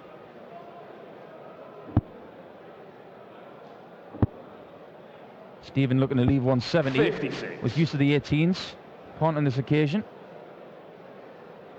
Well, Siepmann's not going to leave a finish, whatever he hits. for good measure. It does pump up the pressure on Stephen Bunting. Pump up the pressure, is that the sequel song to Pump Up the Volume? 45. Well, it's told. And maybe he felt the pressure because he's only managed to muster up 45. That's left him a huge check out. 45. Well, Siepmann followed him in. 161. 161 then for the Bullets. How many of those has he hit in his life? Could it be another? Could it be another? Yes, it is! Oh, best shot of the match by a mile! Night leg, it's Best shot of the day from on. Stephen Bunting, a 161 check out. The Bullets hitting the ball. 85. It's shots like that, you know, that turn the tide when it comes to confidence. He's, at the moment, Stephen, gaining confidence 99. on that ladder on the way up. And it's just shots like that that say to yourself, you know what, it's coming. It's there. He only had 206, didn't he, with 140. Siepmann not on a finish. Only scored 45 to leave himself 161. Just had a little mental word with himself saying, Stephen, you got yourself in this mess. You get yourself out of it. And he did. Well, he has been seeing a psychologist about 54. his mindset on the hockey, and whatever the psychologist said to Stephen about situations like that, it has worked. And now 45. he has this match in the palm of his hand. Siepmann would need to win 3 legs on the spin. Would have to throw in 2 of those though. 60. Yeah, when you break it down into 1 break and 2 holds, it all of a sudden seems a little bit more doable, doesn't it? 57. And this leg, he's got a bit of a lead. He has, but the Bullet can get himself down to a finish first if he finds a couple of trebles. Not going to do that. 58. Not going to find any. So Siepmann in pole position to get 1 leg back, and then the next leg is the crucial one. 60. If Siepmann can get this, the crowd will be right on Bunting's back. I guarantee it. Well, he's got to stay there, hasn't he, really? Yes, he does. Got to stay there. 41. Steffen Huybrechts. Sometimes 114. those darts do creep into the Bunting game. He's probably telling himself off right now. Game shot the 9 legs. That's one way to go. 10 legged Stephen to throw first. 619s is 114. Kids, go to maths class on Monday morning and tell that to your teacher. She'll be very impressed. 85. The reverse Shanghai shot from Steffen Siepmann. Down on the 19s. He's got his tail up now. 140. Yeah, and he's lifted the crowd again, hasn't he? Because it just looked like Stephen Bunting had quietened them down again. With that shot from Steffen Siepmann, the 114, every bit as valuable as the 161 from Bunting in the previous leg. He knows how to hit a shot in the right moment. For some reason, he keeps on doing this. When he needs the crowd, he does something to get them back involved. 140. And he's doing it right now. Yeah, look, the averages are nothing to write home about, but we've had 6 180s, a couple of bullseye finishers, another ton plus finish just then. Can easily fill a highlights reel from this match. Absolutely right. This is looking 99. like it's going all the way, but that was in a remarkable last dart from Stephen Bunting. I've got no idea how it went in. 44. Now, chance to strike. What Stephen needs here is a bold 140 or a maximum. He's taken his time, much like he did before he fired in the 161. And it seems to work for him, because look at this. Look at this. Stephen Bunting might just have found a way to slam the door shut in the face of Steffen Siepmann and hush 99. the German crowd here. Stephen Huybrechts, 77. 3 19s. Single 18. Tops. 57. Steffen here a poor dart 78. at the wrong moment, he will agree. Well, Siepmann's just seen the bullet pull it, and now he's looking at 78, double 12, double 6. He knows about the enormity of this double 6. To give the crowd what they want, to take it to a last leg shootout. 60. But he hands a chance back to Stephen Bunting. Can he finally finish the job? Well, Stephen, 3 darts in hand, the double 10. Yes, it is. It's all over. Stephen No Bunting. big celebration from Bunting, showing respect and relief to the crowd. That puts an end to the afternoon session. Stephen Bunting through to take on the winner of tonight's match between Peter Wright and Robbie Green. One of 8 matches this evening. We'll also have Dave Chidds against James Wade, Michael Smith against Peter Jakes, White against King, Suljevic Kiss, Michael Van Gerwen, the number 1 seed against Vincent van der Voort, Jelle Klaassen takes on Devin Peterson, and Rob Cross against the last remaining German hopeful, Robert Allenstein. That's this evening. Join us for that. But first we'll hear from Stephen Bunting. A close match against Steffen, against the crowd as well. Yeah, it's been really difficult this last few weeks because I've been struggling with a virus. I'm on antibiotics. I feel really run down. I was really ill last week. I was drinking water all day. And today I feel a tiny bit better. I've stayed off the antibiotics today, and thankfully the crowd wasn't too harsh, but I got through it. So after last week, Vienna, the whitewash against Krzysztof, the week before, or the tournament before, we had the quarterfinal. That was actually kind of a comeback of you. Definitely, yeah. I mean, I feel like I'm playing really well. Last week was a bit of a blip, but John McDonald, I must say, last week, who took your place, he was fantastic. He kept supplying me supplements and everything to make sure I felt well, even though I wasn't there really in person. I felt a bit better when he was looking after me. So, but whenever you come to Germany, whenever you play in front of these crowds, it's always brilliant. I absolutely love it. Like I've said in previous interviews, my favourite place to come. And long may you continue to support me. Thank you. Good to have you here. Thank you, Stephen. Stephen Bunting. Kommt so gerne nach Deutschland. Spielt gerne hier in unserem Lande und hofft, dass jetzt vielleicht noch ein bisschen mehr Konstanz in sein Spiel bekommt. Das war nicht einfach. Hat sich aber auch dafür bedankt, dass ihr mit ihm einigermaßen fair umgegangen seid. Das war schon in Ordnung. Jetzt machen sich einige schon auf den Weg. Das ist nett von euch. Das ist gut so. Nochmal, ich habe es eben schon gesagt, ihr müsst nicht ganz nach draußen gehen. Ihr könnt natürlich, das ist klar. Ihr könnt aber auch innerhalb der Umzäunung bleiben. Und dann dauert das gleich beim Einlass einfach nicht ganz so lang. Und während ihr den Saal hier verlasst, die Ostermann-Halle, die Ostermann-Arena verlasst, vielleicht nochmal die Partien, die heute Abend anstehen. Es sind einige wirklich gute Matches mit dabei. Dave Chisnell gegen James Wade. Das heißt, wir haben die 5 gegen die 6 der Welt in diesem ersten Match des Abends. Dann der Bullyboy Michael Smith gegen Peter Jakes. Ian White gegen Mervyn King. Mensur Suljovic trifft auf den BDO-Weltmeister von 2012, Christian Kiss. Peter Wright dann gegen Robbie Green. Michael van Gerven im Duell mit seinem Kumpel Vincent van der Voort. Jelle Klaassen spielt gegen Devin Peterson aus Südafrika und abschließend dann der letzte Deutsche hier im Teilnehmerfeld mit Robert Allenstein aus Hamburg. Er bekommt es mit Rob Cross zu tun. Alle die wir später heute Abend sehen, darauf freuen wir uns natürlich. Ich glaube, das sind einige von euch.